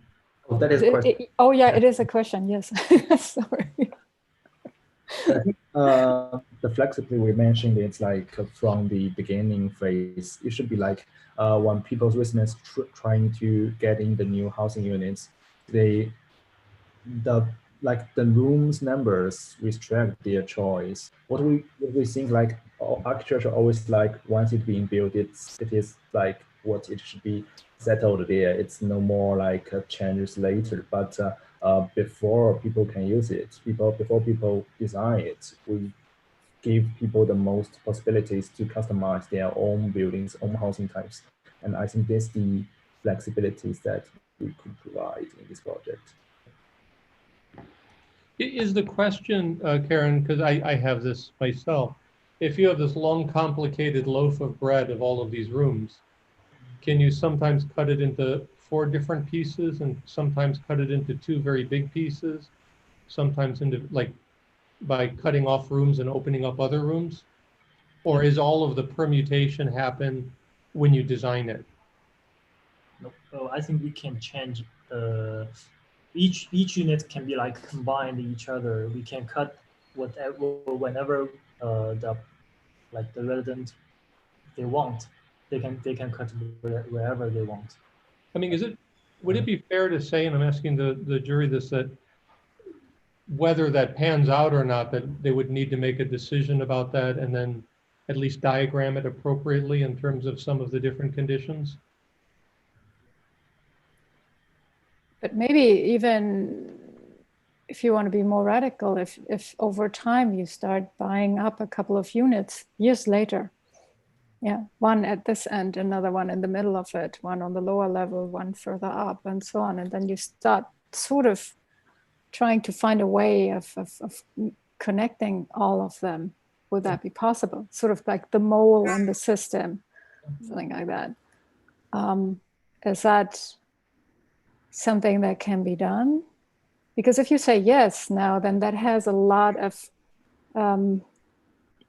but then you need to also think about a way of constructing this that can accommodate all these flexibilities. This is pretty much where my question is coming from also, you know. It's not only that you want to be able to respond to certain unclear future situations or something, but it's also about you know what can actually be done if the people who live there already want changes, yeah, and what is structurally possible.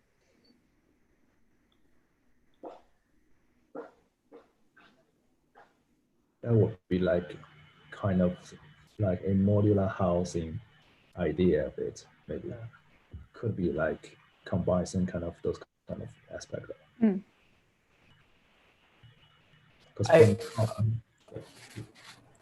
Go for it. Yes, okay. I'm looking at the plan of the one chunk, the loaf of bread, and it's black.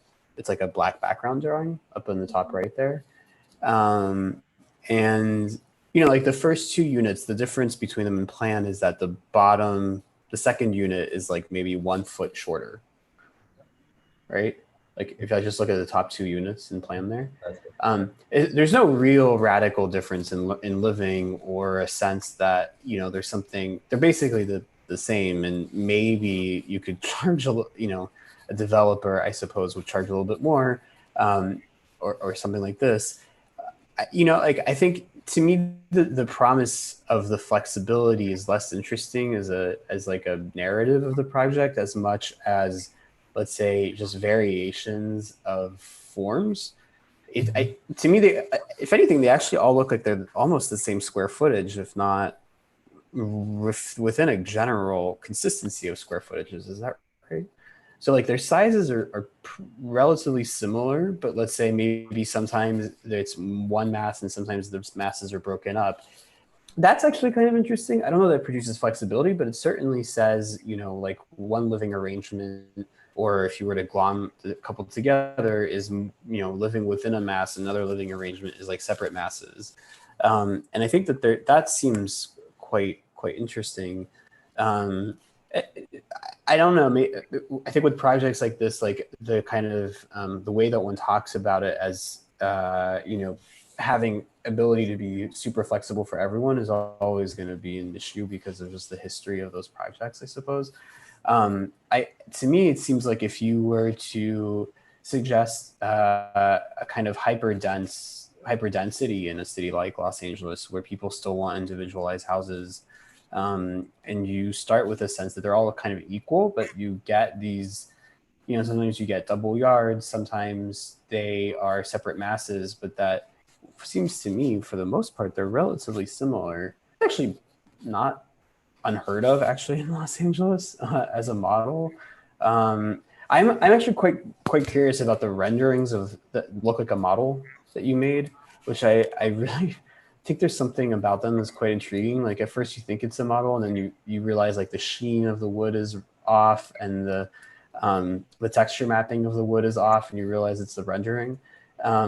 There's these I think are really interesting because the road is rendered as part of the project, and then there's these like masses that are bigger than the housing that's kind of rendered as part of the project. It's a little bit similar as to how you draw these big black things in the plans to the left.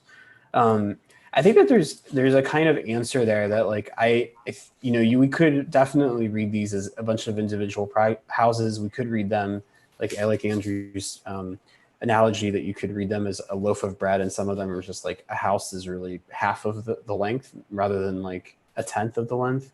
But I think that starting to separate, let's say, the unit from the formal strategy would help. And what I like about these renderings is that you're starting to think at another scale a little bit, and something that doesn't necessarily have everything to do with like the patterning, but has some other kind of logic and some other thought that's a part of what puts the project together. That those things, I especially love that at times the wood texture is continuous from the housing to the thickness of the ground of the road. And so it makes it look like there might be housing, that's part of the housing. Like there's, you know, like houses in there, it's not a road. And that it's also part of the ground. There's something much more complicated once it gets rendered here that I think is always a bit simplistic in the rest of it, where it's very much like one box equals a house, this box equals a house. Here it's much more ambiguous. And I think allows you to read the project with some of what Karen and Andrew have already said, which is to move to maybe have other possibilities of exactly how this thing is broken up and how one lives in it.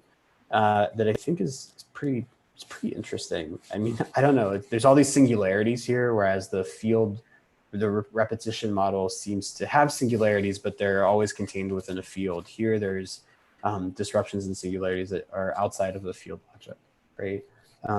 That I know they're because it's the street or something, but it's pretty interesting the way that it gets three-dimensionalized, at least in these renderings.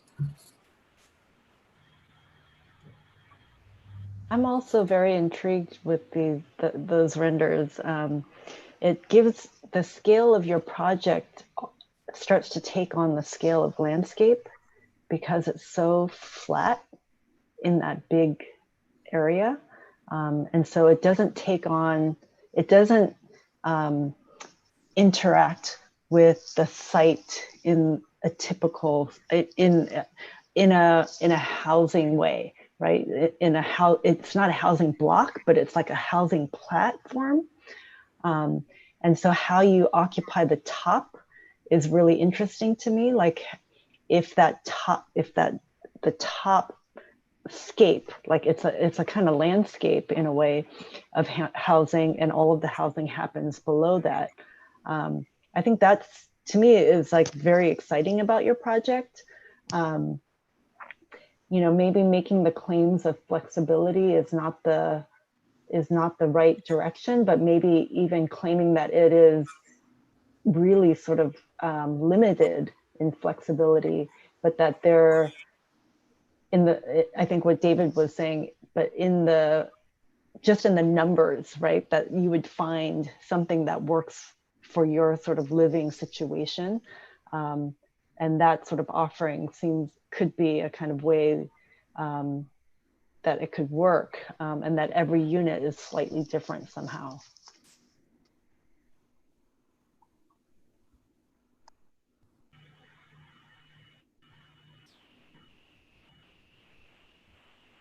Great.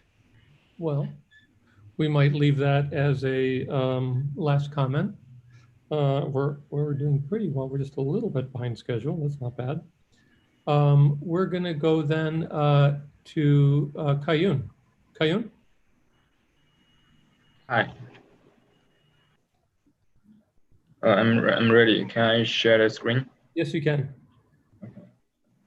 Kaiyun, where are you? Underwater. With some other people. Yeah, they are just as much in the swimming pool. A second.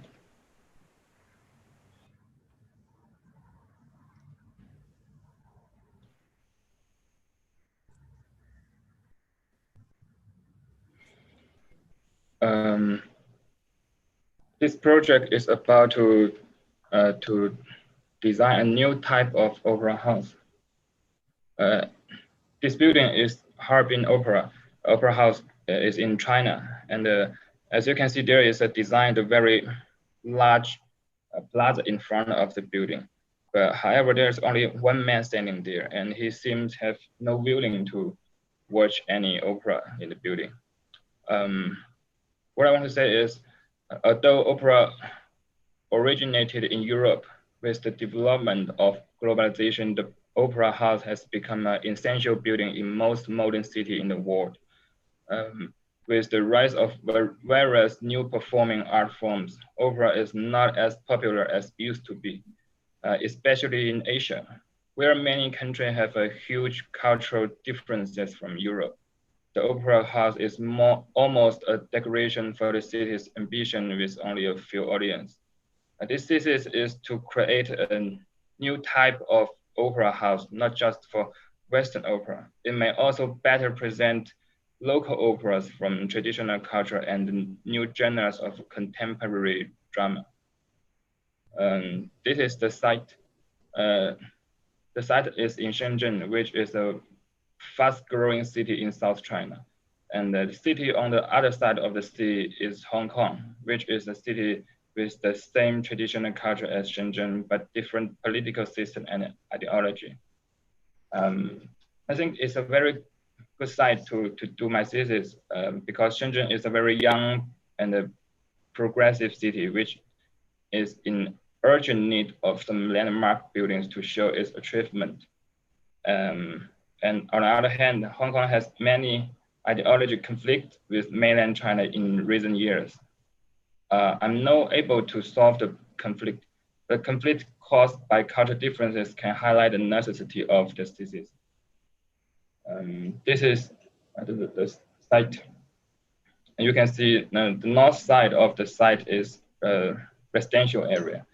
On the west of the site is commercial area and a very big harbor. There is a bridge on the east side. The bridge is linking these two cities.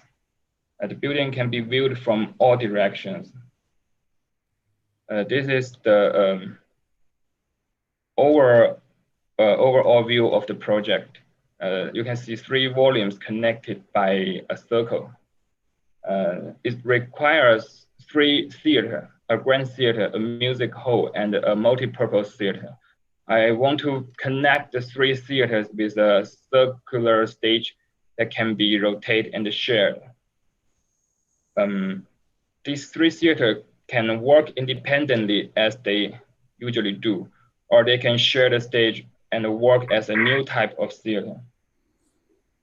This page is about how to use the circular stage. Let's see let's focus on the left diagram. you can see a very typical cross plan of a Western theater, a main stage with 2 side stage and a backstage. And the middle diagram shows when we begin to rotate the circular stage, the scenes in the stage will switch continuously, and the audience enjoyment of the opera will not be interrupted. And the right one is that the circular stage is going to become an immersive theater. The audience can walk onto the stage and enjoy the performance very close to the actors. And this project is located in China, so it's necessary to prepare a suitable theater for the local drama. Chinese opera has a very different requirements for theater than Western opera. It's usually in a very open place, and the environment is very noisy. The performers, they expect immediately feedback from the audience. So when this building work as a Chinese traditional theater, the ring stage will become an auditorium. People standing on it and share the very open area as the open theater. And this is the stage can also do some shows for the people who is on the sea, and this in the evening. In the beginning, I mentioned that sometimes the opera house is not just for showing the dramas. Sometimes it's work as a monument. So I take it as another responsibility as an opera house. So I hope the shape can show something for that. And this is the elevations. I take the colors from the traditional Chinese culture, ancient building. And there is a dock under the building, the theater. And I hope people cannot just walk or drive to access the building. If they can only, they can also drive ships to access the building. And this is some plan sections to show the interior spaces of the building. And that's it. Kaiyun? Hi. Kaiyun, you have a new version. Yeah, but that one is not prepared, so I just want to show the. Show it on Miro and just say it's a new. You're just not prepared for that one yet. I think that's important.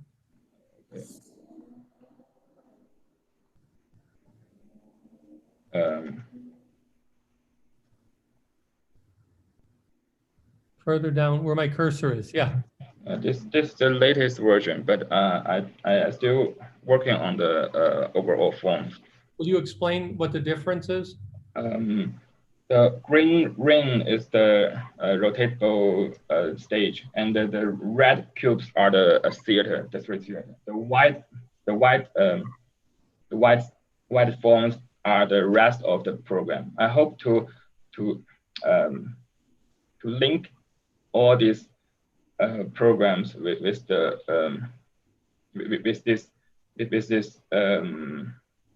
volume, and I hope to create some very public area in and around the building. That's it. Thank you.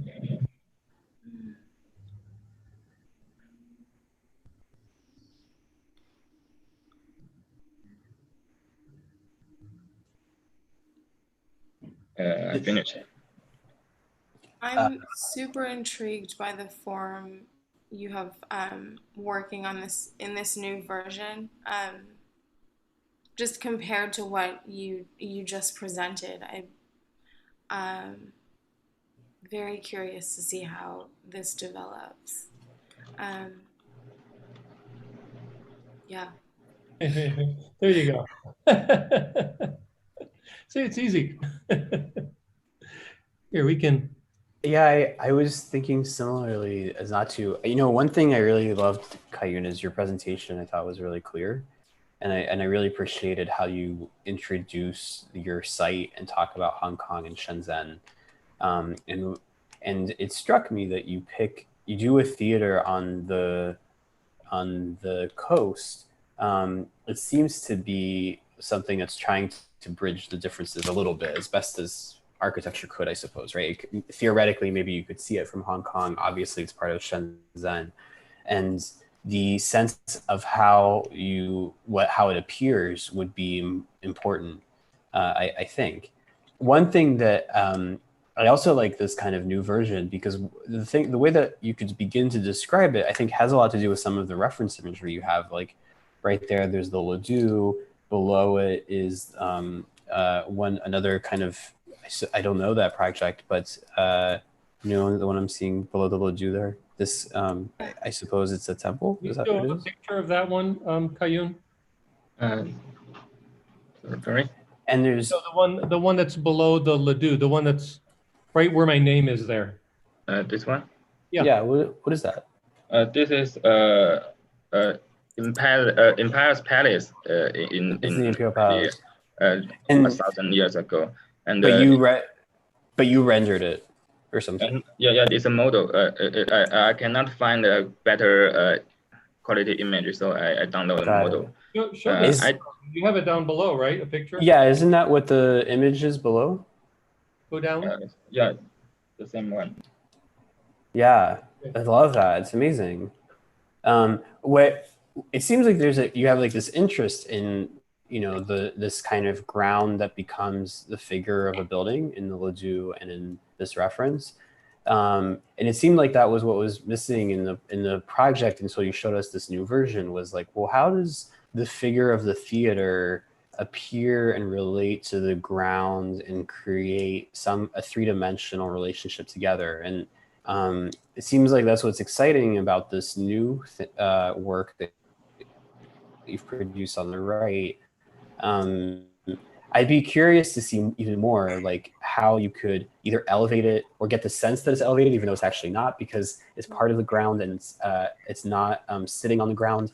I'm curious also about the difference, or if there should be a difference between, you know, the view from across the water versus the view from inside the city in Shenzhen.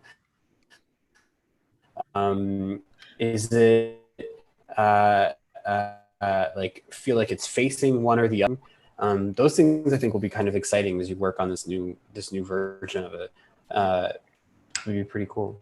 I'm also intrigued like how it's going to sit on the site now. Is it sort of just because the previous version you're using is right sort of on the water, and you know, with the new form that you're working with, does it now become more of sort of pulled away from the water and more like object, like it's on a platform or something like that? Or, you know, does the water sort of continue to come underneath the building in terms of like access? Very interesting. What I find interesting also about the new version is that in the version that you presented, there were 3 clearly divided volumes which were connected about this rotating scene. But that was the only connection between the 3 parts. Now in the new scheme, programmatically every part is starting to connect. Like this white part that will have separate programs is also coming together, and you cannot clearly tell which is the beginning of one theater and the end of the other. And especially the space between the 2 theaters, like that outdoor space, appeared and got into tension between the 2 parts. So I think it's a very interesting progress.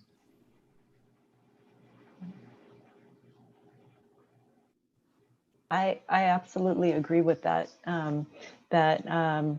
You know, I also agree with David that your presentation was really clear and it's really powerful. You really make a good case for an opera house on this specific site. So I think you did a really nice job putting together the whole thesis or the premise for your thesis. But I think the newer version liberates itself from the diagram, right? The diagram was the circle with the 3 different theater types. And the new version starts to allow for unexpected theater moments. So, you know, the overlapping, the less delineated types of theaters. And that's where I think where you as a designer can start to, you know, develop and advance the kind of notion of what a theater might be, especially between the 3 types, the Chinese, the Western, and also maybe even making a kind of reference to Hong Kong and the kind of overlaps that happen in different cultures. I think that's really interesting. I'm really excited about this project.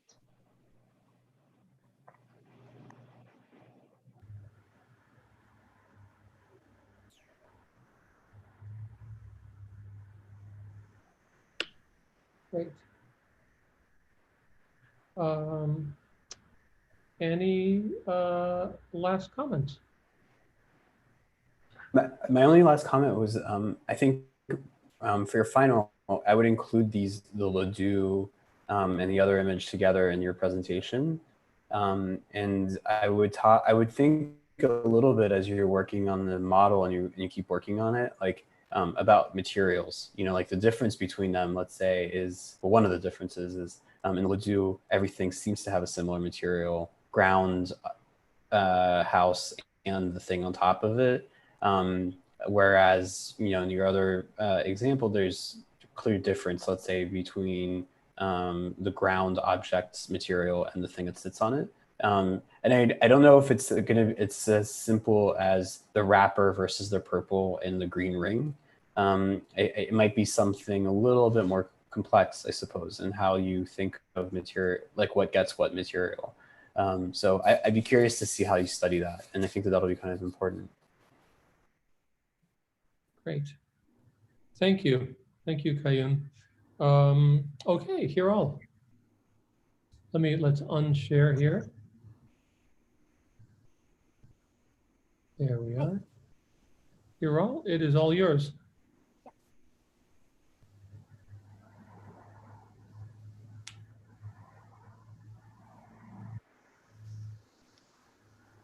Are you?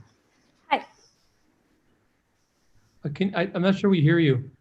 Hello. Oh, yeah. Yeah. Okay. Perfect. Hi. So this is Hiral, and Jackie Blom is my instructor for this thesis. So my project is called Trespass.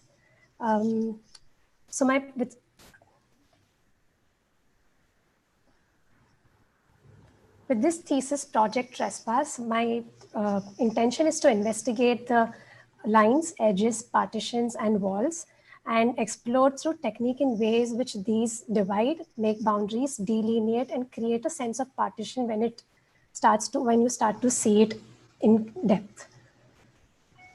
My project is a public space. It is a public space which is meant to be infringed upon, either crossover, transgress, escape, exit, enter, perform, spectate, the way you would see it in these elevations. It tries to, this is a massing model of how it tries to achieve all of these as a form of a public space state set.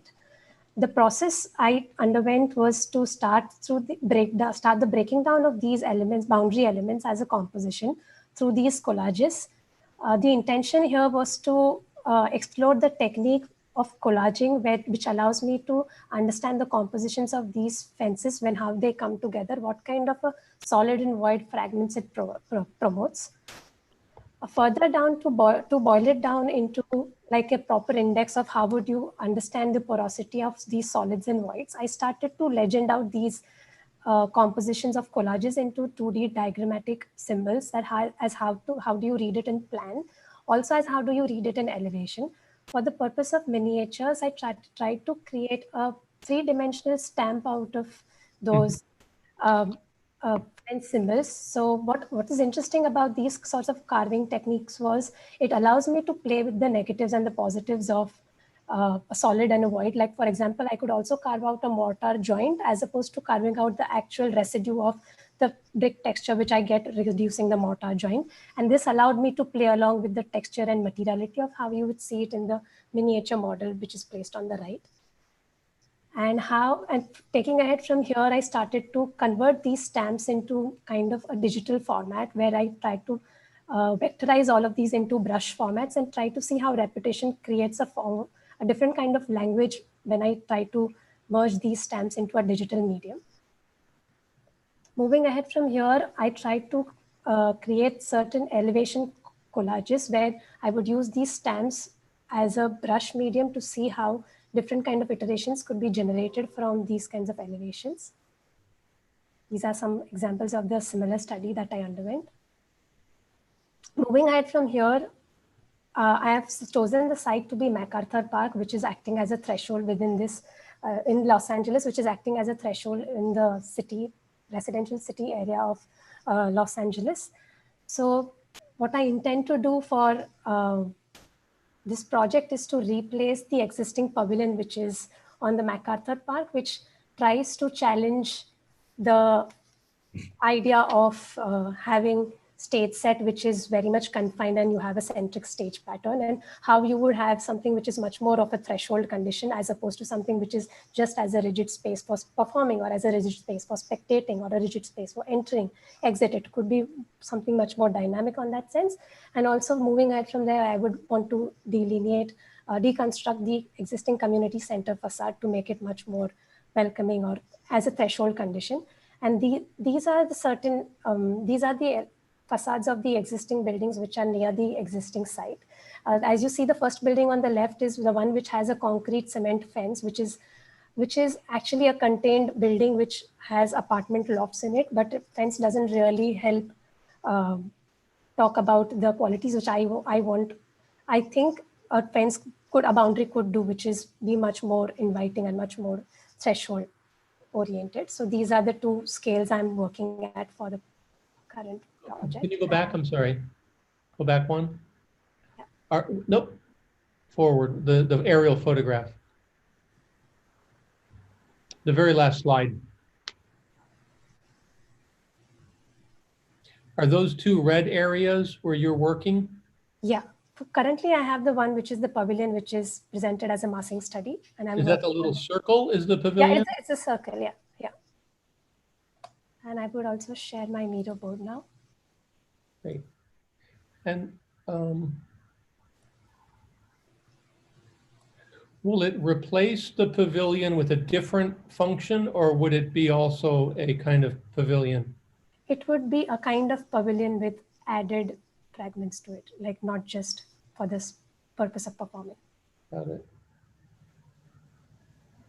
I'll say I love how playful your project is, just in how you've gone about creating these forms, right, for the sort of skin that holds the pavilion. I'm intrigued about what you've used in the ground, right? I'm looking at the miniature model you have. So are those forms taken from the buildings around it or from your studies? From my studies. So these are like, for example, if you were to like say this area, it is borrowed from the studies which I did out here, which is like these. Right. No, but I meant more of those like platforms that you've created. Yeah, right. Even those, like how the platform starts from like ground and converts into an elevation. Right.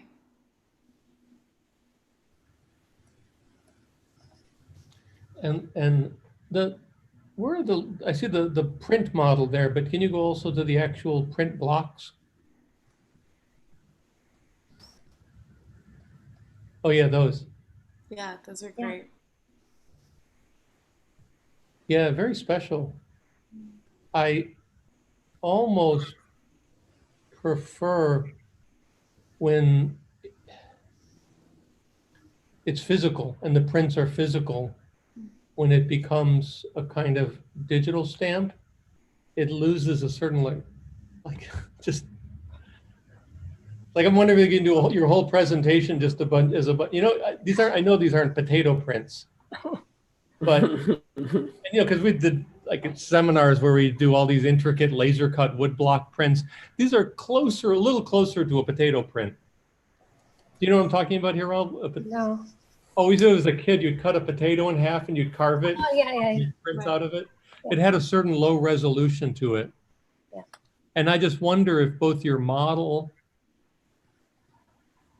and your drawings are all just prints and print blocks. Like you make them, I'm just throwing this out, right? Because I agree with Natou. There was something really nice about these that, you know, like if you just made a model and your drawings are just printing the model, you just have, because it gets a little gray and serious in the latest iteration of it. And it sort of slips away that kind of, there's a kind of nice life to it. Right. Well, I wonder, Andrew, if that isn't a question of like the colors, right? Because once everything sort of all the sort of patterns you've created are reduced to the same color, there's no sort of hierarchy there in terms of like you know, maybe one pattern's in front of another, and you could sort of read that in the change through the color. I also wonder if, can you go back to your model? I also wonder if there isn't a way to sort of make the prints even more, or to create sort of more difference between the patterns that you've made and sort of stacking them or something once you make them three-dimensional, right? So we can start to read like one layer of patterns separate from another. Right. Can you also go to the miniatures model? See, there's especially like that piece on the top, the blue on top of the orange. Yeah. So there's a school of thought when you're printing that the master printer, every print has to look flawless and identical to the other one. There's another one where each print, it's a little bit like a hand print, it's a little bit unique and it has the qualities. And I think this has that. Yeah. And a little bit when it gets digital, it gets cleaned up. And the blue doesn't go like this as it goes from one end to the other. It just gets kind of perfect. And there's for sure there's ways of working through that digitally. I'm not trying to, well, I am suggesting maybe you do it all analog, but for sure you can do it digitally. But I think you want to pay careful attention to all of the little flaws, right, both in the block and this, because it produces subtle colors, the bleed, the transparency. Mm-hmm. And those aren't qualities you usually bring into urban space. Yeah.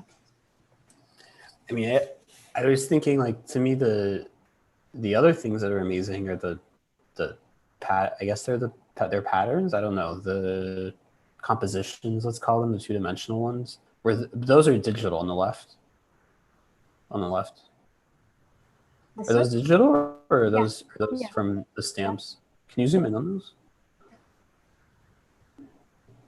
I mean, I think there's definitely, they're missing some of whatever Andrew's describing, but they are starting to, at least to me, each pattern and color has a sense of materiality. One's in front of another one, that you get a little bit of those ripples to some extent. There starts to be some of that, of the precision there, but it's not quite as extensive as maybe what Andrew's pointing out in the paper models. But what I like about these is that they have a kind of strange organizational logic to them that it's very different than the organizational logic of the midterm model. And where if that one's like one pattern sort of folds and is around another one and it kind of is messy, this somehow is attempting to produce a sense of like a logic or clearer relationships from one pattern to another.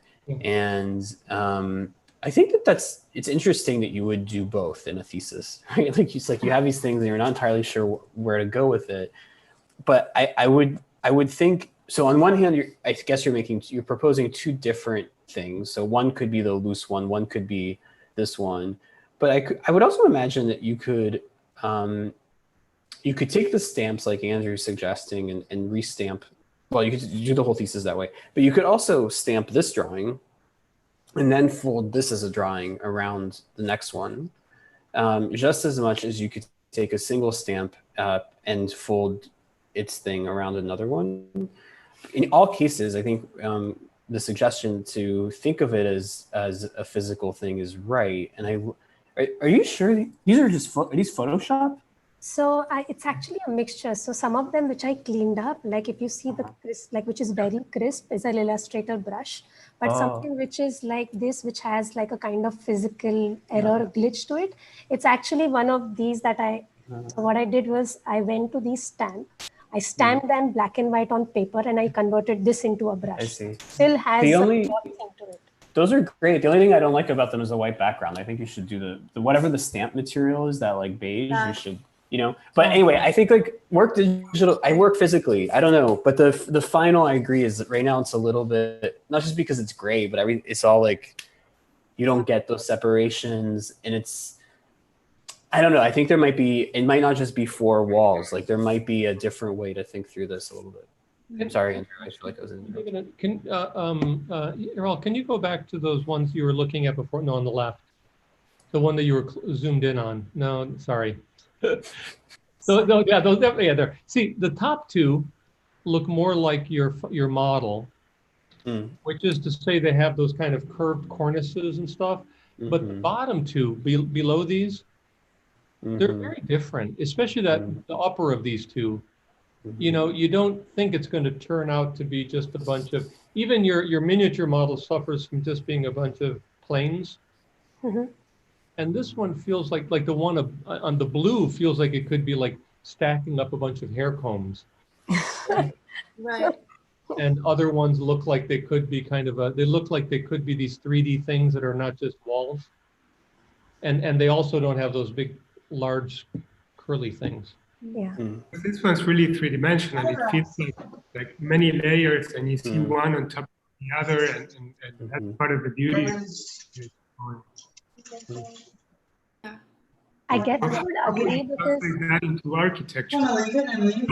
I wonder if it isn't worth sort of thinking of each pattern as like a screen, and rather than the pavilions being like just a series of like plane or walls, right, or planes, however you want to think of it, like more like a maze of these, you know, so that you can sort of occupy the space between these layers, and sort of that becomes an experience in itself. Yeah. Yeah, I think that's very interesting. That would be great. I wonder what model making, physical model making abilities are accessible to you this summer? Are you here in LA?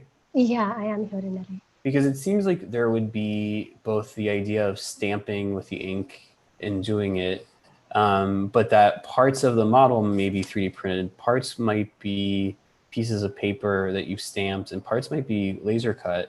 That there would be just, I mean, I'm interested in the sense that these have like Illustrator, but some of them have Photoshop, the same way that the model might have stamp and it might have something that came digital. But I think that there's I think it was, who was it? I think it was Natou that said like, that there could be liveliness or something. I think that or life. Like I think to me the stamps and these images on the left with the color. It's not just the color that makes them feel alive. It's the detail. It's the compositions that I think to me they seem quite exciting. Yeah. So Hiral, in that respect, I'm also wondering how important is actually the site for your project? I mean, is that something that you want to integrate more with the design of this pavilion, or you were just mentioning it very briefly, and I'm not quite sure how important it is, or if it is important. So we were actually, when I was trying to get these compositions into a 3-dimensional form, I was thinking of how important could the site be. But I think in the sense of like designing a pavilion, I thought that maybe if I have certain restrictions to go about doing it, it would probably like help. But I too was a little bit skeptical on how important would the site be in this kind of scale. Okay.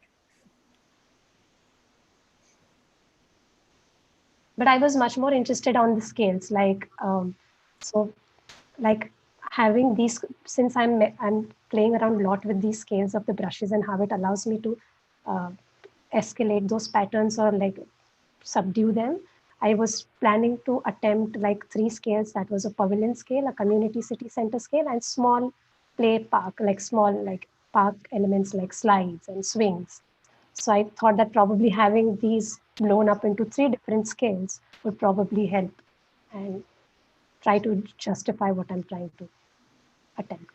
Who was, Jackie, you know, the woman who was died recently, last couple of years. She was a designer, did these environmental designs, and I think she did the Olympics in 86? 86 was the LA Olympics? Graphic designer? Yeah, what was her name? Do you know what I'm talking about? Yes, I knew, but I can't think of her. Those 86 Olympics, they would do very large, it was kind of making an environment out of colored graphics that you might just find interesting to look at. And I'll think of her name if I do. The other funny thing, this maybe has nothing to do with your project other than you have a lot of 2D things and you're kind of flipping them around. I always wondered about that weird curve in the middle of MacArthur Park or Wilshire. When I look at it here, it looks like they drew it as a bridge and elevation, except in plan. It's sort of like just, they fold. Deborah Sussman, thank you. That's it. Deborah, and yeah. Is there, anyway, you could. Well, I think in terms of the site though, the only thing I would say is, maybe I would do a little bit of research of what is in, not just the architectural context of that site, but what's the social context of Westlake Park right now. And so like, if it's a public pavilion, like what it might need, you know, like perhaps what's needed is more public restrooms, in addition to indoor gathering spaces or outdoor gathering spaces. And you know, even the public restroom, like how, you know, is it individual stalls with outdoor, with their own entrances, or, you know, like there might be some research to find about what people are thinking about in that community. And I don't know if you need to do all 3. I think you could do 1, you could do 3, but the sense of like thinking about the performance space and thinking about a space to gather people is great. I think that there might be a need in that area, even for like more community kitchens or something like this. I would just keep those in the back of your mind, because I do think that there's a lot of important social topics that are in the world at the moment, and some of them are, you know, pretty important in Westlake, and in this particular at the park. And so if you do it, I don't think it takes away from the design ambitions, but I do think that it's something to maybe do a little bit of, not just the research of how it was designed, but even like maybe research of like, what's the last 10 years, what have been the issues, you know, and people have been moved around the park, where they can go, where they can't go. So I think like doing a little bit of that and including in the presentation would help a little bit too. I don't know the current demographics, but this used to be like the densest residential area in the city. Not so much because the houses were close together, because you had so many people living in each apartment. And so this is an extremely used part of, you know, the city here. And also one of the least wealthy parts of the city. And so there's a lot in non-native speaker parts of the city, and some people that don't even speak English. So I think that it's definitely a hodgepodge of different needs. But I would be sensitive to what those might be. I mean, Jackie, she looks at your project from Venice, right? She should. I actually haven't showed her the project. Man. Did I show you that project? It turns out there was a project for the Mexican town neighborhood of Detroit, done by 2 architects. Very interesting. You should take a look at it. How's that? For exactly some of these things that David's talking about. Exactly. Yeah, you're right. Because I mean, it did evolve into once she selected this site, thinking about I mean, Hiral, you could probably talk about it, but you know, she started off with this idea of a fence, like all of the meanings behind a fence, that the negative connotations, like the boundary, enclosure, property lines and things like that. And then starting to create this project that was about sort of flipping those meanings, right? So that it becomes about threshold and, you know, looking through and peeking through these things. Yeah, no, it's Yeah, like, no, you should look at this. I mean, of course, no part of Detroit is dense, you know, frankly. But as things go, that area was fairly dense, more denser than a lot of Detroit. And they did a. I love whatever was just on the screen. That looked nice. That was. So that was nature, like that was our initial study when I was starting to understand these compositions into a cartographic plane and how they start to create these friction diagrams, like zones of friction. Yeah, you know, I don't know that it needs to be these two individual things. It could, you know, like it could be a thought of various figures in the park, and some of them take the form of these kind of elevations of things. But I think thinking of the stamping and the patterning that you create in both ways might be interesting, you know, and there might be. What I like about this is that it sort of gets to an infrastructure of the park and not just like an individual thing. Like there might be a need for growing, you know, like growing food there, or for gathering people in a large interior space, or lots, you know, like even there's like all these little individual cells, you know, like I think that there's, it might be something to look, this is it's midterm. So I'd say like after today, don't look back too much in your previous work of the summer. Like you want to kind of and like move forward. But I think this stuff is nice, and I wouldn't, it might be a good moment to bring it back and think of it as part of like a planning idea. I don't know if it's the whole park or if it's maybe a section of the park, the scale that these drawings would be, but it's something to consider for sure. Well, great. Okay. Yeah, these are terrific. Any final comments? Oh, everyone's mural board looks like a junkyard. That's good to know. Just as a maybe final comment, my question about you know, how important the site was also that I'm realizing now about how this could be integrated also with nature, with plants, with anyways with what you find in the park at this moment. Yeah, I think what can be very exciting is when one adds something to an existing situation, not necessarily with the plan to make everything different and new and so on, but to just add something that then makes that place a different one, yeah, or highlights certain things that are special in the park, yeah. So it is already a pretty complex situation that you're finding there, and you're adding yet another very complex piece, and I think that is actually really cool. You know, that it creates a lot of tension, beautiful tension, and so I think to think about where you're placing the pavilions, or one pavilion, or and so on, could be, yeah, it could be interesting to really work with the context a little bit more, you know. Well, terrific. Hiral, thank you. I'm going to just, there we go.